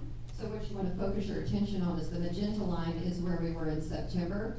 The black line is where we were before we dredged the last time. So we're inching toward agreement with that next dredge event. So we all kind of know why the channel scoured. Of course, we had very strong winds. We had a radical change in water level that occurred over a very brief period of time. I want to get you oriented before I show you what that forcing looks like. We had a student that was very interested in backcasting, modeling the forcing that goes on in Pakery Channel. So we took the data that we accumulate through the surveys that are conducted for the city of Corpus Christi, and then we combine that with current monitoring stations that are currently unfunded, and then we utilize water level data that is available at Bob Hall Pier and Pakery Channel to drive a model that can show us a little more information on what that type of, what forcing would look like that would cause something like basically an extreme scour of the channel.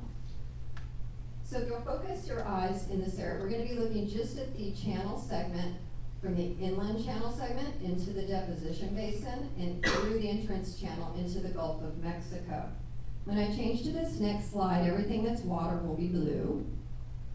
And this is going to be showing y'all the velocity of flow over the course of Harvey event.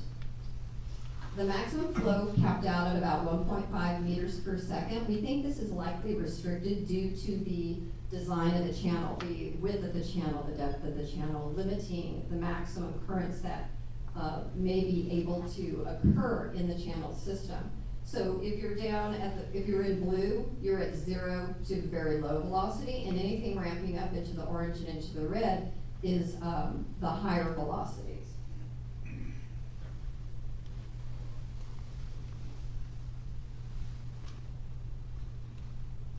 I might have to do this over here. Here you'll stand there.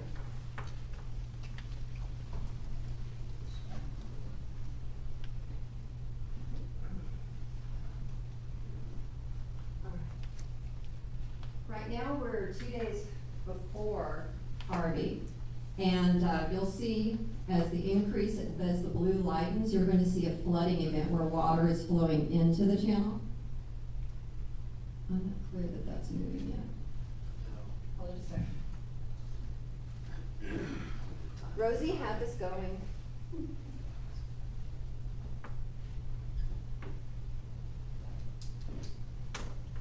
Let's go just to the presentation itself, maybe. Let's go back.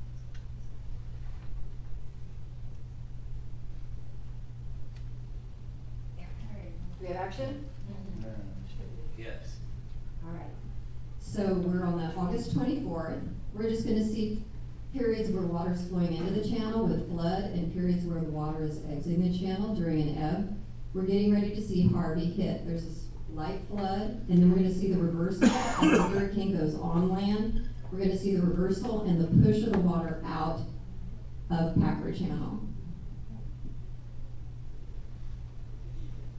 Now, in just a second, once you start to see the red and the orange, these are velocities of about a meter and a half per second. So Harvey's just gone on shore. Watch the north side of the boat ramp area. You'll see the flow that came through and exposed the pipes in that area.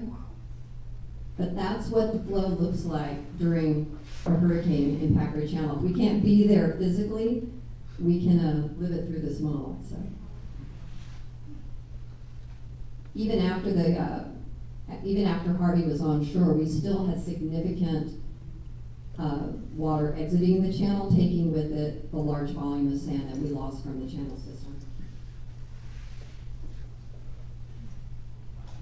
So what does this mean? Well, you guys have seen this graph before, but now we've added Harvey to it. Don't jump to the end, Carter, that's like spoilers. So we've got the pre-dredge volume of sand in the channel, and then we have dredge 1, where we removed a significant volume of sand from the channel. And then we're going to start tracking change in the volume of sand available in the channel for dredging.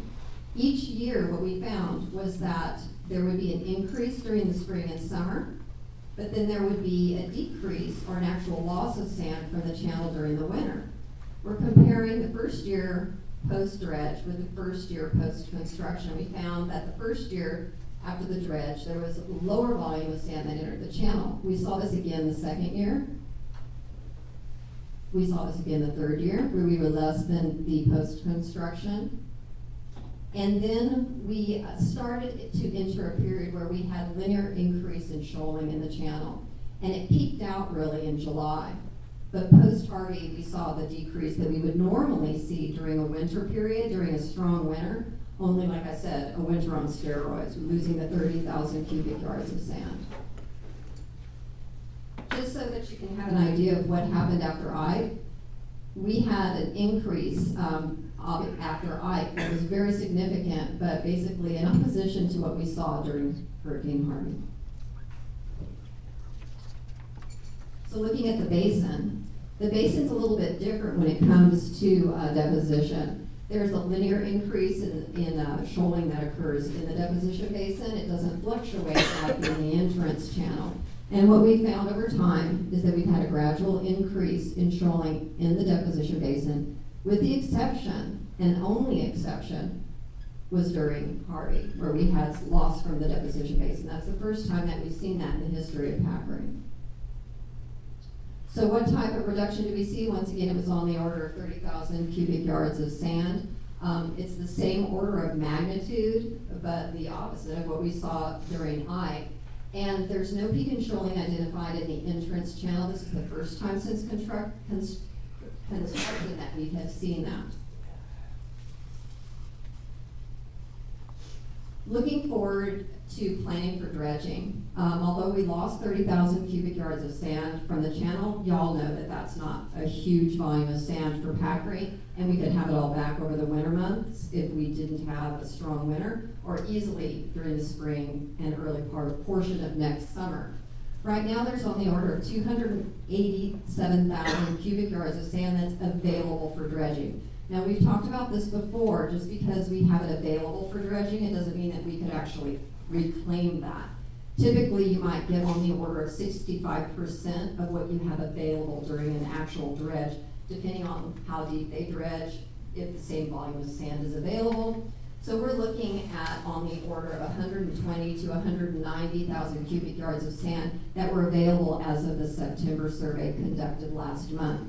Our target for the placement along the beach fronting the North Padre Island seawall is 240,000 cubic yards of sand. So as of September, we were a little bit low, a little about 60,000 cubic yards or so away from our goal to have a successful having a greater longevity of a placement along the seawall.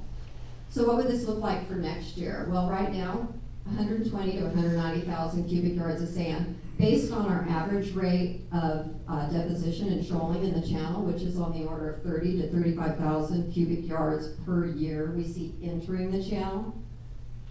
We're anticipating on the order of 140 to 220 cubic yards of sand available by next fall. So we would still be a little bit under unless we have a greater, more rapid rate of sand entry into the channel over the course of the winter and the next summer, which is probable because we had a great disturbance. So there's a significant volume of sand that was liberated, so to speak, in the environment and is now trying to find a home. Some of that is immediately adjacent to the channel and is being transported as we speak by the wind. So once again, that number we're looking for is on the order of 240,000 cubic yards of sand, and y'all are probably wondering, well, did we need to change that because of what's happened during Harvey on the beach?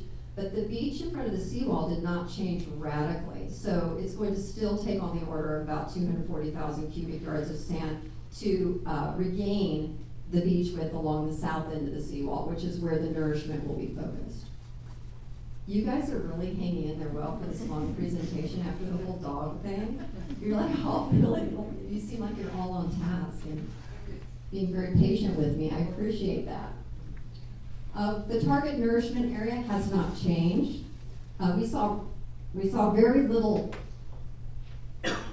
change in the shoreline position along the south end of the seawall. Now, I apologize for some of the aerial imagery. We were given access to post-Harvey aerial imagery, and then right when we were compiling all these graphics, it was taken away from us, so we're working with the agencies to regain our claim on the aerial imagery. So if some of these images don't look like they're after Harvey, they probably aren't, but as many of them as we could, we captured before I came tonight. So in this area, along the south end of the seawall, this is the focus area for the next nourishment. The first nourishment during construction went all the way down to Viento del Mar. The next nourishment is planned for this same area if an adequate volume of sand is available. There is no need or indication that we would need to nourish anywhere north of Holiday Inn Windward parking lot. That area has been very stable over the course of the lifetime of the project, and in particular since the last nourishment.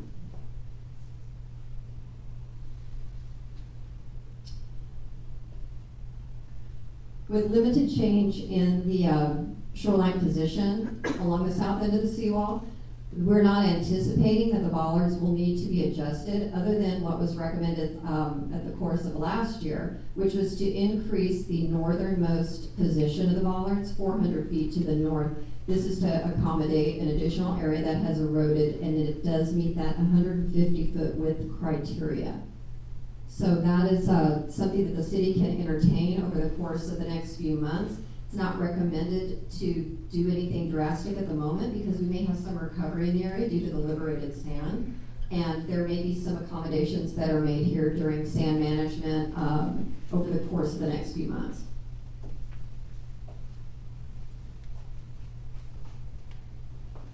Now here's some of the information that Jay's already seen. So I got a lot of new stuff for Jay, but Jay has seen this part. So I wanted to give you an idea of what the magnitude of the erosion was along the North Padre Island seawall. So we're going to look at cross-sections. Y'all looked at the cross-section of the channel a few moments ago. It's going to be the same type of cross-section, but looking at a cut across the beach. At the north end, the central section of the seawall by Holiday Inn, and at the south end of the seawall down by Whitecap Boulevard. So you can compare these different cross sections. The colors aren't as vibrant as I would like them to be, but the magenta line is the September 2017 post-Harvey position, And then I'll direct you to the blue line, which is the pre-Harvey, so you can get an idea of the type of erosion. The erosion was focused predominantly on the shore face and the berm crest. There was limited erosion along the back shore, and in fact, often deposition along most of the beach along the seawall, as well as north toward the jetty. Of particular interest is noting the width of the beach on the north as compared to the south, and the degree of erosion was proportional. So we saw erosion occurring along the entire seawall, and it was proportional to the beach width. This is a comparison between the changes that we saw after Ike as opposed to the changes that we saw after Hurricane Harvey. I think it's important to note that the second placement of sand along the North Padre Island seawall has increased the stability, not just at the north end, but also at the south end. The type of damage that we saw after Ike was a near eradication of the entire beach. The red line is the post-Ike profile line, and the blue line was the pre-Ike line. You can see that the black line, which is just ahead of the red one, that was the pre-construction line. So the entire beach, we lost the entire beach basically that had been added to the south end of the seawall after Ike, but not so during Hurricane Harvey. The black line is the pre-construction of Pakery profile position, and the red line shows the beach during September. The majority of the erosion was on the beach face, and there was not nearly the degree of erosion along the back beach as we saw after Ike. And this can be directly attributed to the nourishment of this area and reinforcing the sand resources in this area.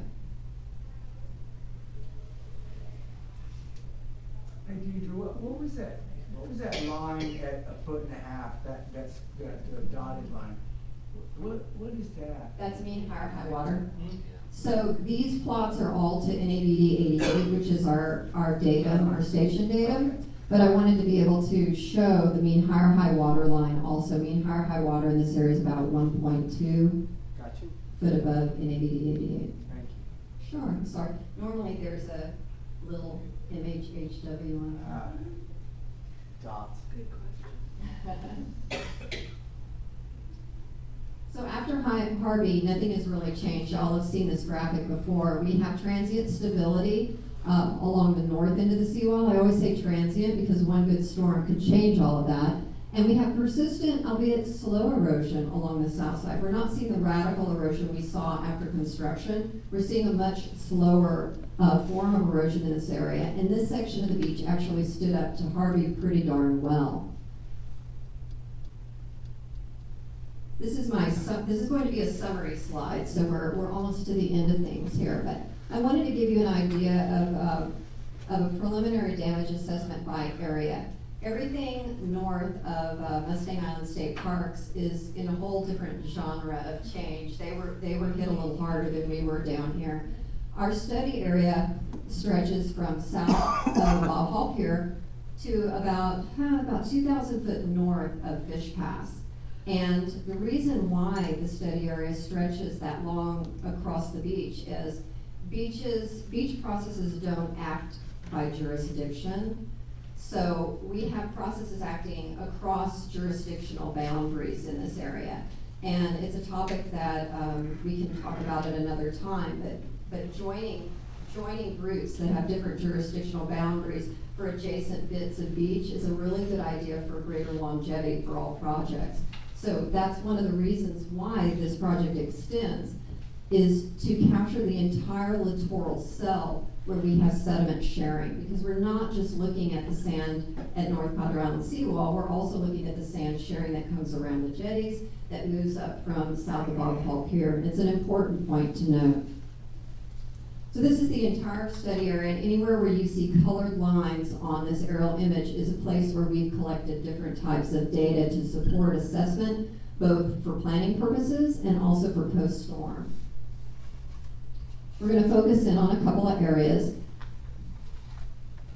Just hands down, the highest level of damage along this stretch of coast was to the structures of Pakery Channel. They took a severe blow. We got really lucky on the scour of the channel. That kind of balances things a little bit. So that's really the hard hit area. In general, the erosion increases with distance toward the south. Pakery Volley Park, they took a greater hit than we did along the seawall. Moving northward up to Mustang Island, highly variable. One section of the coast, a lot of erosion. Another section of the coast, really close, within thousands of feet, not so much. It's highly variable on the north side. The areas where we had moderate erosion are focused both to the north of Pakery from Zon Road up to and including Newport Pass. And then south of the seawall, we saw greater erosion, more moderate to severe erosion in some areas. This is considered by TGLO a critically eroding section of the beach, and it's one of the reasons why we were offered the opportunity to apply for the grant for nourishment in this area, just south of the seawall down to Viento del Mar. That's the only area where the TGLO would consider granting money to the city for renourishment. Just, you know. Can I just, don't mean to interrupt. Can you comment a little bit on the status of that CAPRA grant? Where are we at with that CAPRA? I have not heard the final review on that. The last time that I spoke with the folks in charge of the CAPRA program, they were very positive and supportive, and they were working with us to obtain additional information, but I have not heard if they have made selections. Have you heard, Jay? No, you wouldn't expect them for another month. Okay, I thought it was a little soon, especially after Harvey. They got kind of distracted. They're gonna stand back a little bit, yeah, hold back a little bit. Yeah. Did the storm increase the chances of success with that?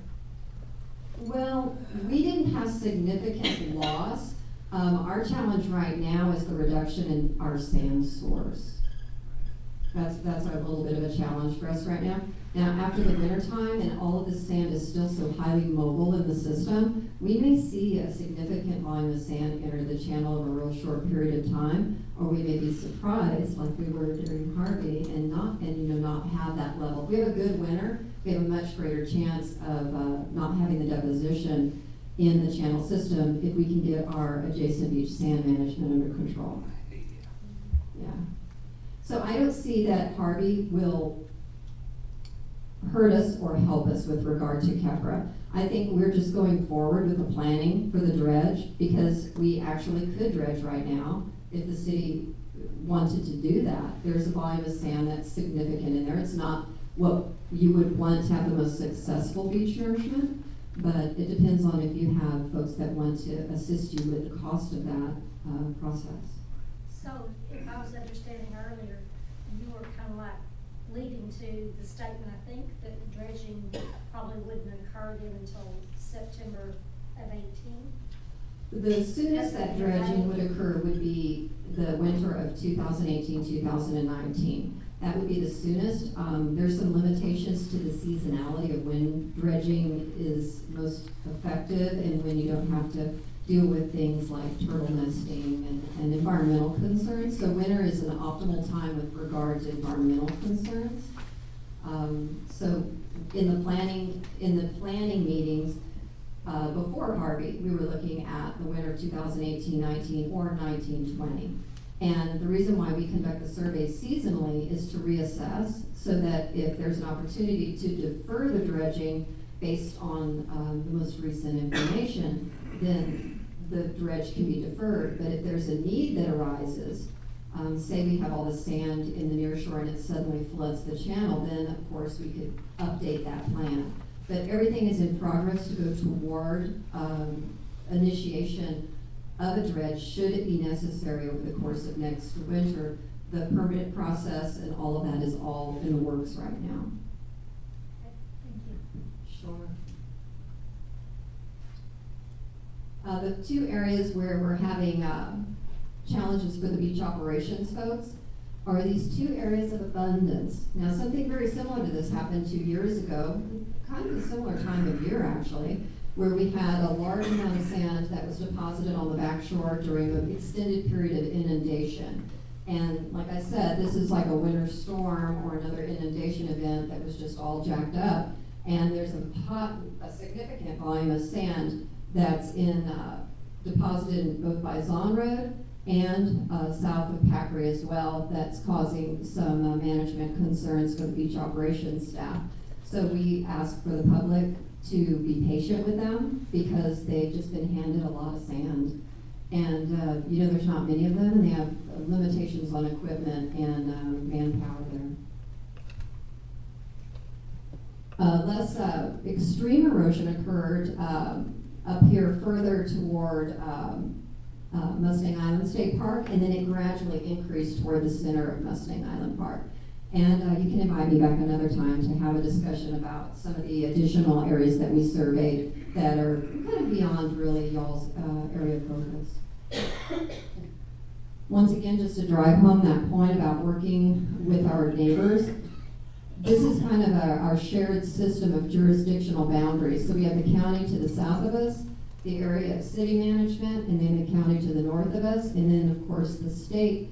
Their form of management is non-management. So they're our baseline. They're our baseline area. Oh, I did neglect to mention one other area. This area is still under assessment. So we focused on the area that received the greatest brunt of the onshore forcing, and the back inland channel segment is still under assessment. I can provide some more information on that area next time we meet. This is just some summary information that I'll provide. Libby, I'll provide this information for y'all to have, but it's more just notes for y'all. Some of the primary issues: structural damage, extensive in the entrance and limited basin area, moderate erosion of the North Padre Island seawall, significant accretion across the back shore, basin shoal migration to the east and expansion. We're gonna have to watch that area. Scour adjacent to the bank failure in the entrance channel. That's that pesky area where the sidewalk failed. Shoaling at East Pass remained open, but we're going to have to keep an eye on that for the next dredge schedule. That area may need to be included in the dredge footprint. And the channel status, navigable from the Gulf Intercoastal to the mouth. There are no implications that indicate any potential for navigation issues. Depth was restored from 7 to 11 feet in the entrance channel. Scour primarily east of Highway 361. And then finally, the plan for the nourishment. We'll reevaluate after the winter 2018 assessment for deferment. 50 to 75% of the target volume for the beach was available during the September 2017 survey. So we're close to meeting that target volume that would be needed for a successful nourishment. Do you all have some additional questions? Jay, you do. You're always so thorough. It's I awesome. know. Thank you. Okay. It's 244,000 yards is the. 240,000 cubic yards of sand. That's our target volume. Right. Can you share some of those really close-up pictures at the end of Pakery Jetties so we can figure out where the redfish are piled up at? Absolutely. That's for a private session. Appreciate it. Thank you, Deidre. Thank you very much. Always like. Okay, then we're going to move on, keep this agenda going. Next updates, beaches and parks. Who's our point person for that? Jay Ellington? Madam Chairman, Board Member Jay Ellington. Gardner told you we have a new interim beach operations superintendent that came from our park operations section. Done some work in and around our area for a number of years. Our beach maintenance equipment, we are working and have an order out for the purchase of 2 motor graders and 3 front end loaders. This is replacing the equipment that we've been leasing for several years. So that equipment will go away as soon as the new equipment comes in. We had some hurricane damaged equipment as well too. We are anticipating that over the next 90 to 120 days we'll get most of that replaced as well in our system, trying to make sure both trucks and ATVs and be ready for spring break time. We're having to move some trucks around our system now some that are coming in that we ordered from this year that, were replacements. We're not trading in, we're not letting some of our trade-ins go at this point in time. We're trying to hold on to them until we can get our replacement stuff in place. Got an email today about the mobile restroom that said would be arriving here within the next 2 weeks. I do have one primary thing that I have to do with those, and that is get the final contract for the cleaning of those done. So we're working on that with our purchasing group. So we'll get that in place, get those in place as soon as they arrive in our area. We're reviewing for you the village plan parts, and so we are hoping that project will go to bid here toward the end of the year as well. That's all I have for you, unless you have any questions for me. Questions? Question for Jay? Did we get anywhere with the water line for the shower?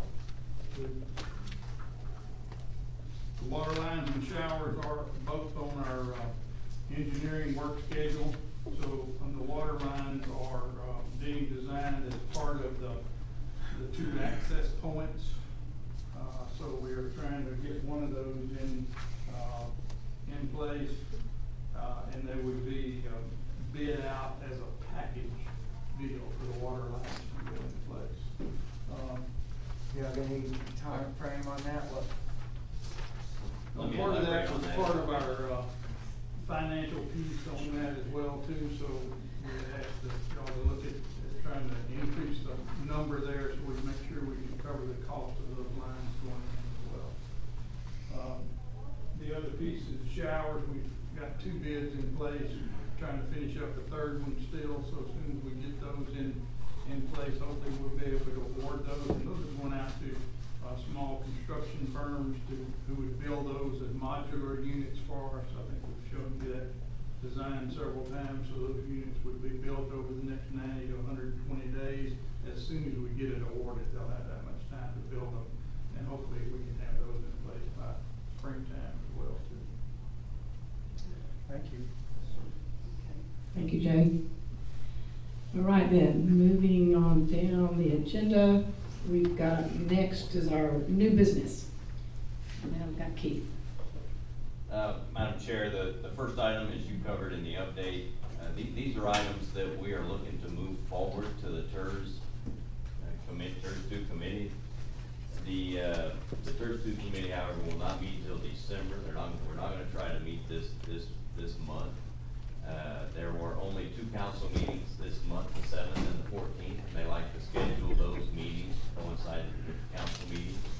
So rather than trying to get to tomorrow night or next Tuesday night, we moved this item and these issues to the TERS into the December.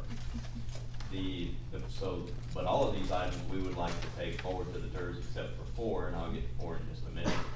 But first item, the Pakery Channel H navigation signage at the subcommittee level. Jay led the charge on this, and $65,000 is the lighting is not there at this time. $65,000 is the amount that was allocated in the original 6-pack. So we stayed with that funding. They went in, now they're gone. We stayed with that amount of funding to come back and replace those lights. Okay, this is probably a really stupid question, but. Go ahead. All of the damage to the infrastructure along Pakery, obviously all of that has to be repaired, not at the end. The lighting can go on at the end, but the extra lighting that we talked about that y'all encouraged, and obviously all of the structures have to be repaired before that can go forward. What? Correct? I'm not sure that that's an absolute, but that makes perfect sense. But we will be moving forward on getting an assessment of the damage, finishing up the assessment of the damage, looking to put that out into a design package, and then going out for award on that. And then we had a meeting recently with FEMA, and FEMA indicated that it was eligible for reimbursement, so we'll see how that goes. But that channel has to be repaired, whether FEMA ponies up or not. So that's the strategy, that's the plan, moving forward. But this is to allocate the resources and identify the project to make sure that those agents in navigation get in. Is there if we went ahead and somehow funded the repairs to Pakery now, would we be much less likely to be successful in reimbursement from FEMA? It wouldn't matter, I don't believe. If it's eligible, it's eligible. If it's not eligible, it's not eligible. Okay. It can't be a reimbursement. Okay. So the timing on that reconstruction, I don't think will weigh in, but I think you make a good point. One thing we don't wanna do is decelerate the repair of those jetties. Right. You know, we Or need. the lights. Or the lights, but we need to stay on a critical path to keep that thing moving. We're not gonna hold it up anywhere in the process. And the lights just. That doesn't mean the process is gonna be fast, don't get me wrong, but Yeah, we're not gonna hold it up. It's getting worse. It's moving. Just so that everybody is clear, the 65,000 for the lights, that's coming from TERS funds. Yes. But we're gonna try and get as far down the channel as we can with reflective or repairing what's been damaged and stuff like that. And what we would like is we can do these with independent motions or composite motion, but we would really want direction from the board, from the committee rather, directing, supporting that project with those allocations. Yeah, and I think what we'll do is do it each item at a time. Okay. Okay, so. So I make a motion that we pass, that we approve recommendation to TERS that we spend 65,000 on aids to navigation and signage as far as we can get down Pakery Channel to the Intercoast Water. Is there a second? I'll second. Okay. So is there any discussion, any further discussion, questions? So you've got a motion, questions, okay. All right, then all those in favor of, everybody understands the motion? All right, all those in favor, say aye. Aye. Any opposed? All right, so the motion carries on item number 1. So we'll move on to number 2. The next item is of the 6-pack, item number 9, is Pakery Channel ramps and jetties. There was a decision sometime back to restructure and to rethink that and to fund the MobiMax. There was only a small amount allocated for that, about 15,000 allocated for those MobiMax. That's not sufficient funding to get them. And the bids that have come in have shown that it's gonna take much more than that. After the subcommittee talked about it, roundtabled it, looking at higher than that, lower than that, the committee finally settled on, let's allocate 35,000 to make sure that the resources are there to get those MobiMax in place. So I make a motion that we pass recommendation to the TERS 2 to spend up to 35,000 on the MobiMax. Who was the second? Stan? No. Oh, John, okay. All right, are there any questions? Discussion? No, we talked about the movie. Yeah. That's a lot. Yeah. Okay, all those in favor of the motion to approve item number 2, as stated, say aye. Aye. Any opposed? All right, the motion carries for item number 2 for the MobiMax. Okay. The third item is the Pakery Channel Pavilion. This is one that the city council member from this district really wanted, is the real big impetus in the subcommittee coming together and consideration of the ISAC. He really wanted some input. Do we want to go forward with this project or do we not? Thumbs up or thumbs down, move forward or stop. And at the subcommittee level, again, the discussion was a very healthy discussion. And we decided, or they decided rather, on 3 potential options. One, a boat ramp shade, something at not a true pavilion, but a shade type structure at the boat ramp. And then a pavilion, potentially a pavilion, on both the north and the south side of the channel. And There's already an allocation for, project number 11 under the six-pack of $1 million. So there's not an allocation issue here. It's just a matter of whether to go forward with the project or not. Even though we have $1 million allocated, have we had, I'm assuming there's been a lot of estimates already on. We don't have a cost estimate yet. We don't have a parameter on the project yet. We don't know what kind of footprint we would want to do.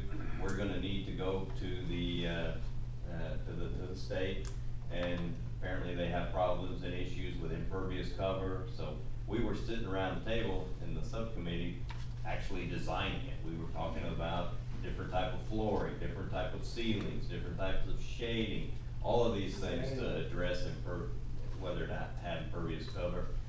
After about 30 minutes of that, we all decided, no, that's a little premature to sit here and try to design these structures. Let's just move forward with whether or not we want to see pavilions out here. And the subcommittee went and through that process and decided, yeah, we should put pavilions. What Water Shore recommended last year at this time, and what we actually talked about, the TERS too, is not, that's kind of flip-flop there. What we were talking about is actually a pavilion at the boat ramp, and we can easily have a pavilion there at the boat ramp.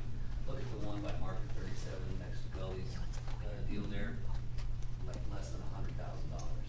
What's nice, your, nice and easy deal. Then it wasn't a boat ramp shade. What it was potentially shades on the beach at North and South Pakery.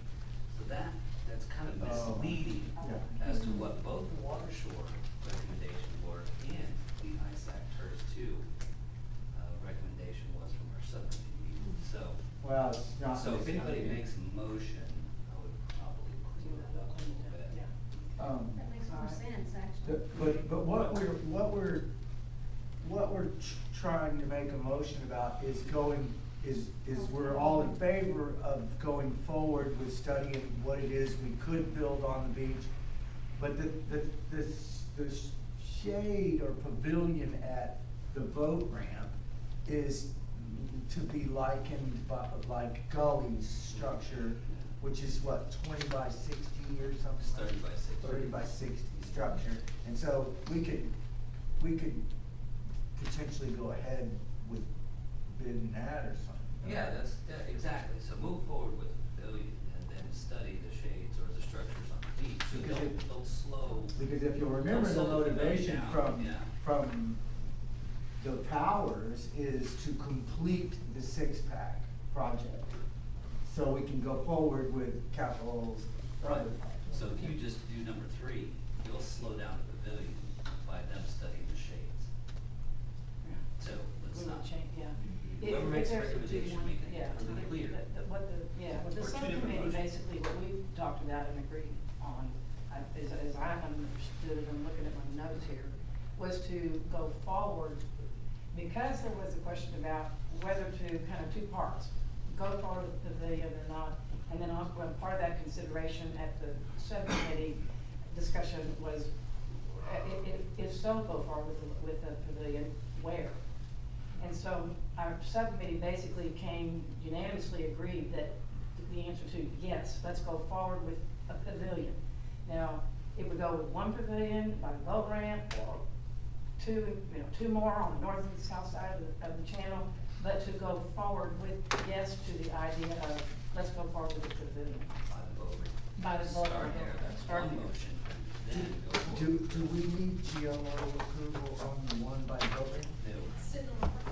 Yeah, although it's within their lease, it's already been approved, so we don't need that, but the ones on the beach would be. So really, if there is gonna be a motion made regarding the pavilion, we do need to break it out into a pavilion that would be by the boat ramp, and then the one Tell you forward. what we can do on because the conversation kind of twisted into, look, we think that the public thought there was gonna be a pavilion, a palapa kind of pavilion thing, usable on the beach like we used to have. And then you start arguing about, well, you can't, it's gotta be able to be rained through, which then, you put a deck there. There's all kinds of designs, but there's lots of neat ideas out there. sales, cockeyed sales.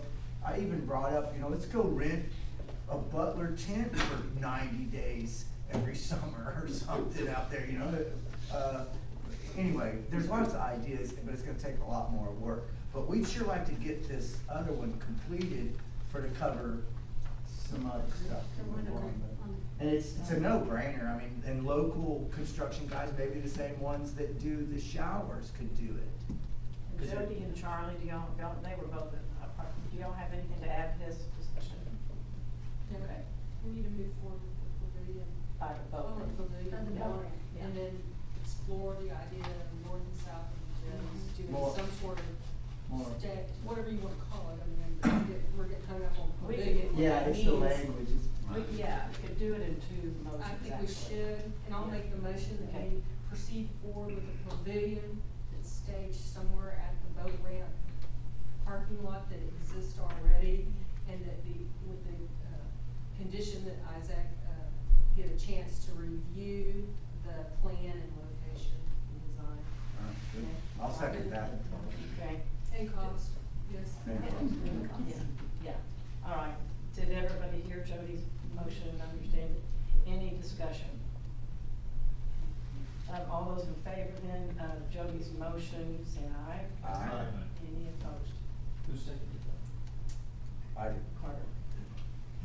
Okay, then do we want to entertain another motion on the other part of the pavilion about moving forward with GLO north and south conversation. side?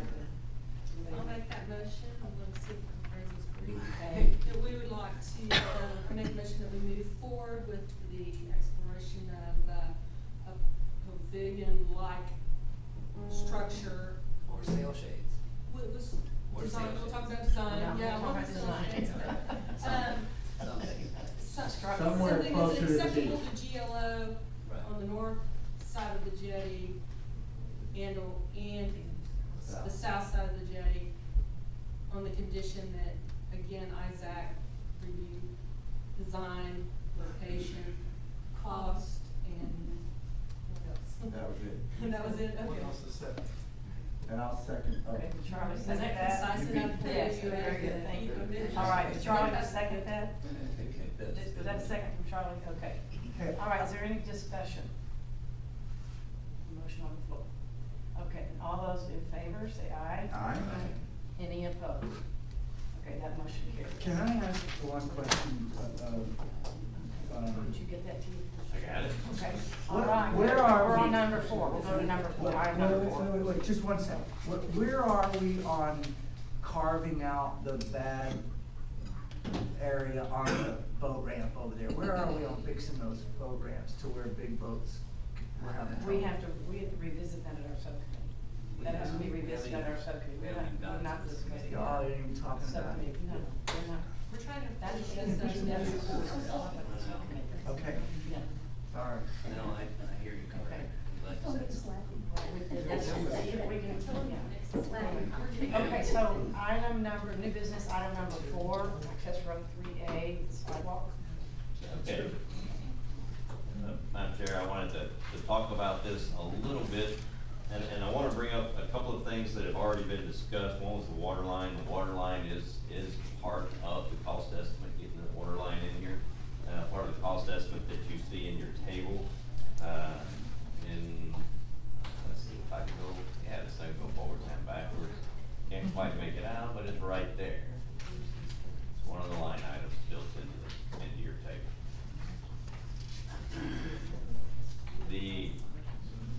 At the ISAC committee, we talked, and an issue came up earlier about the right-of-way and availability of right-of-way.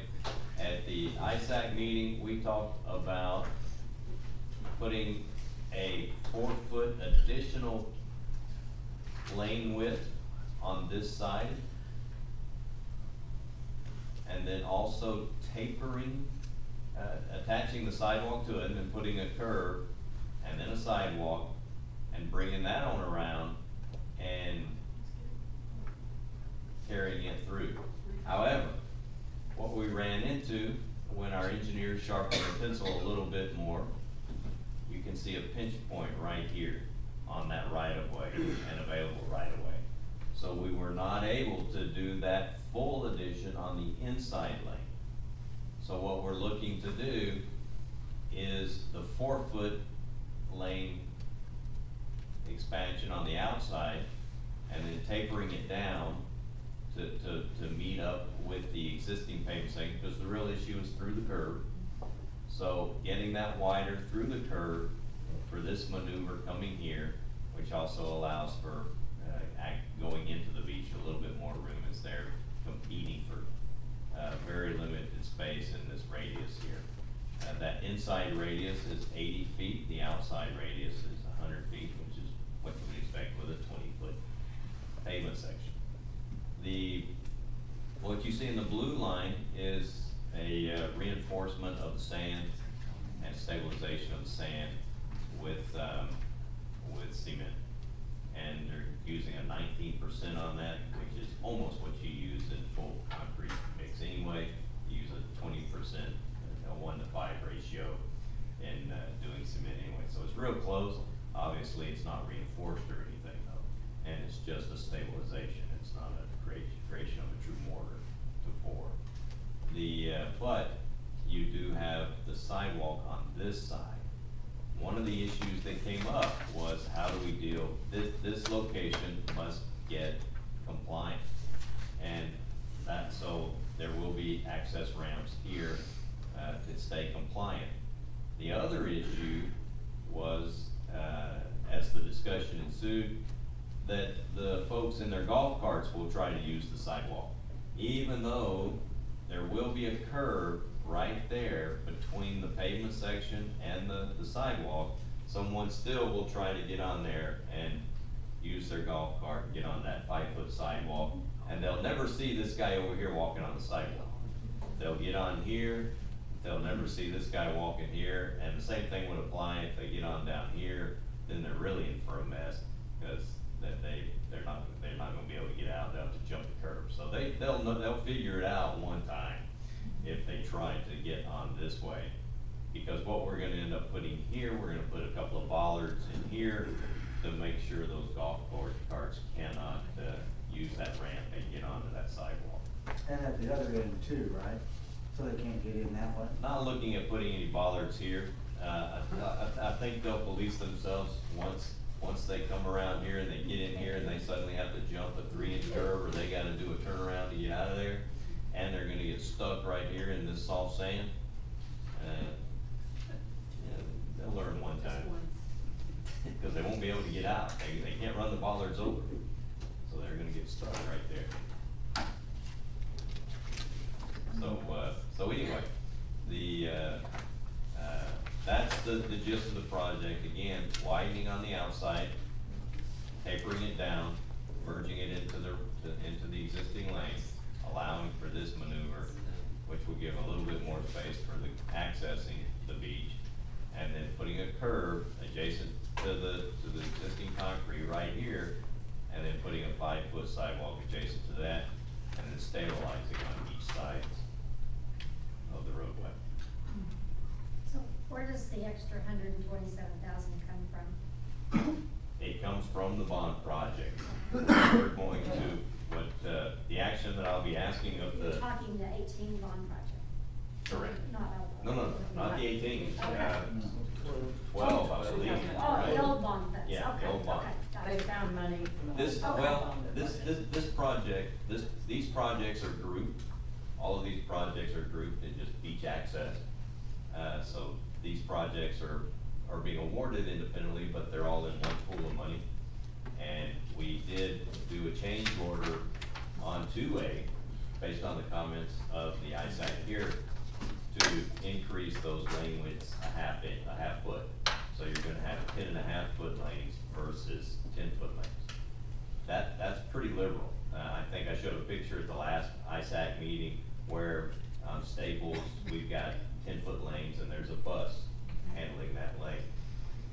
In the absence of a curve, that's not that 10.5-foot lane is not hard to maneuver, and there are no curves in access road 2. It's a nice, easy, there's a couple of soft curves, but nothing like this. I have a question about the water line. Is the water line going to actually go to the restrooms? Showers, yeah.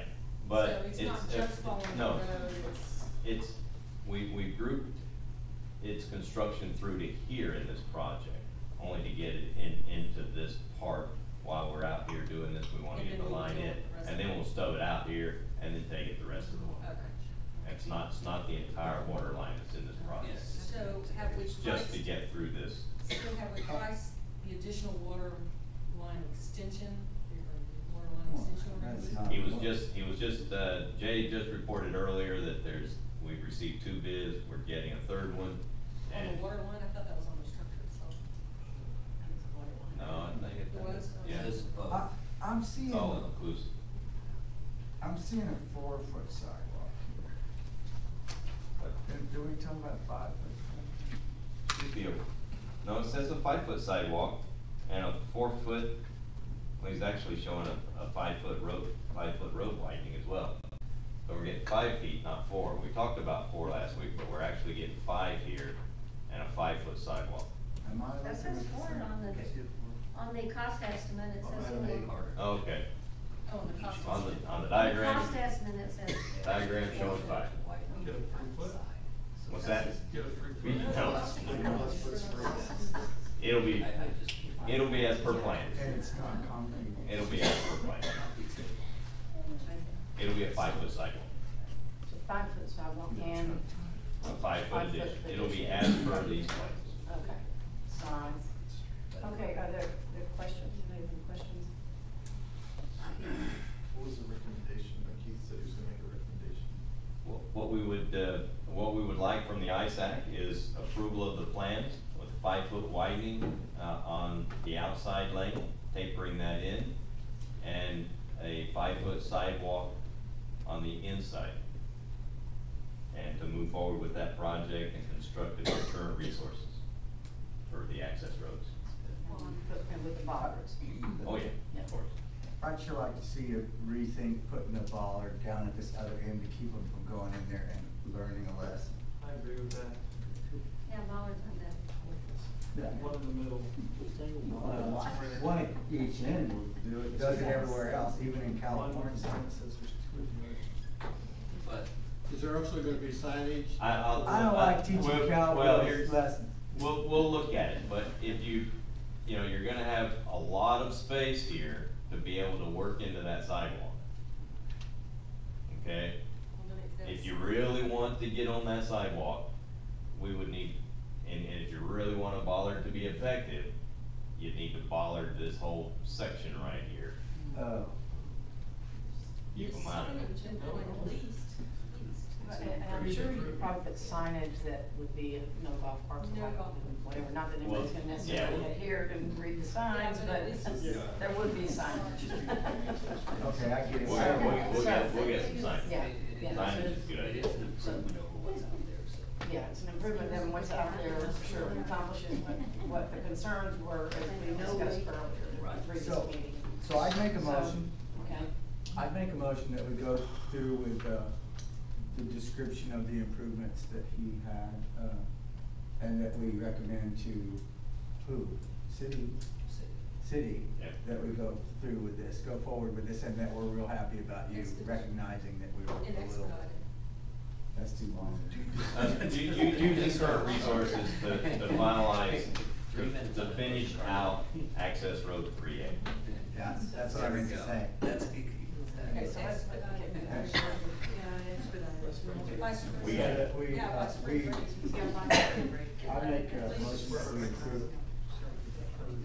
Okay, I've got the motion.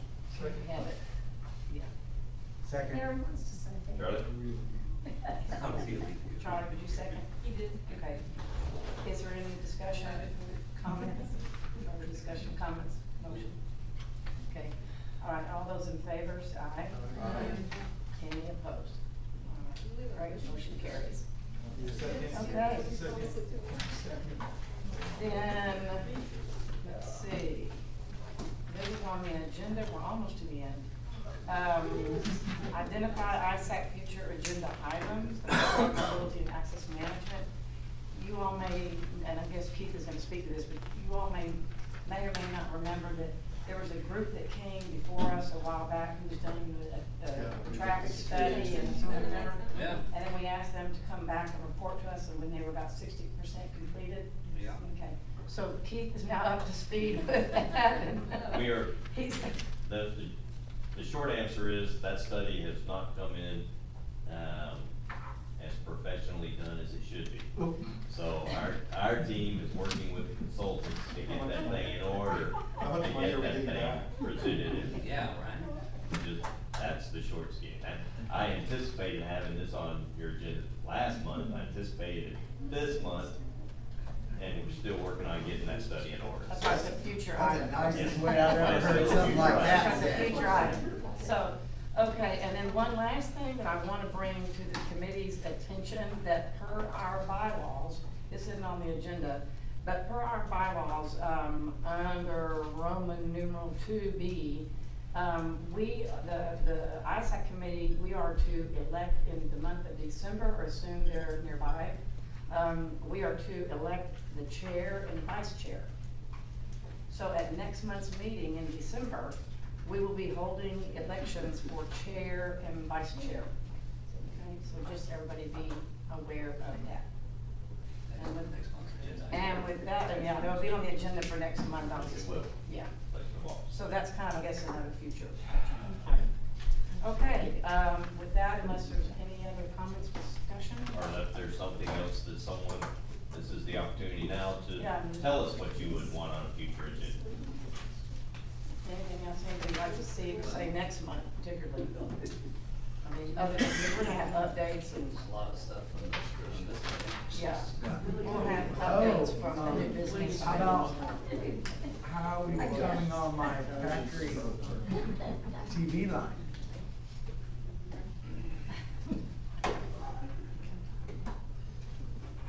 And I hope if to you have something good to report by then. and on your way to work tomorrow, check out the new stuff on the Causeway. It's starting up, which is AEP. The reason we can't get anything done is because AEP doesn't have anything to do with that TV line, right? Well, yeah, it's a cable line. Yeah, do you have have you had any further conversation with those people? We're, We actually did receive an email today, and I forwarded it to Keith. I'm not quite sure exactly how it, the gentleman said that he apologized for not getting back sooner, that they're still looking for contractors, and that they came up with the problem, but there's another cable line that is being moved first. But that's what they're planning on doing, is moving that cable line as well. They're gonna move it. That's what they said. how about that? That's what I'm talking about. I have some fresh pictures of yesterday. What? That's They moved to the text side. That's text dot. I know that we're gonna get a. Ricky. Okay, anything else then? All right, then our next month's meeting will be on Tuesday, December 5th, 5:30, same place, same location. And with that, I'll entertain a motion to adjourn. Yeah, second, third. All those in favor, say aye. Everybody opposed. Thanks everybody for their time tonight. Starry, starry night.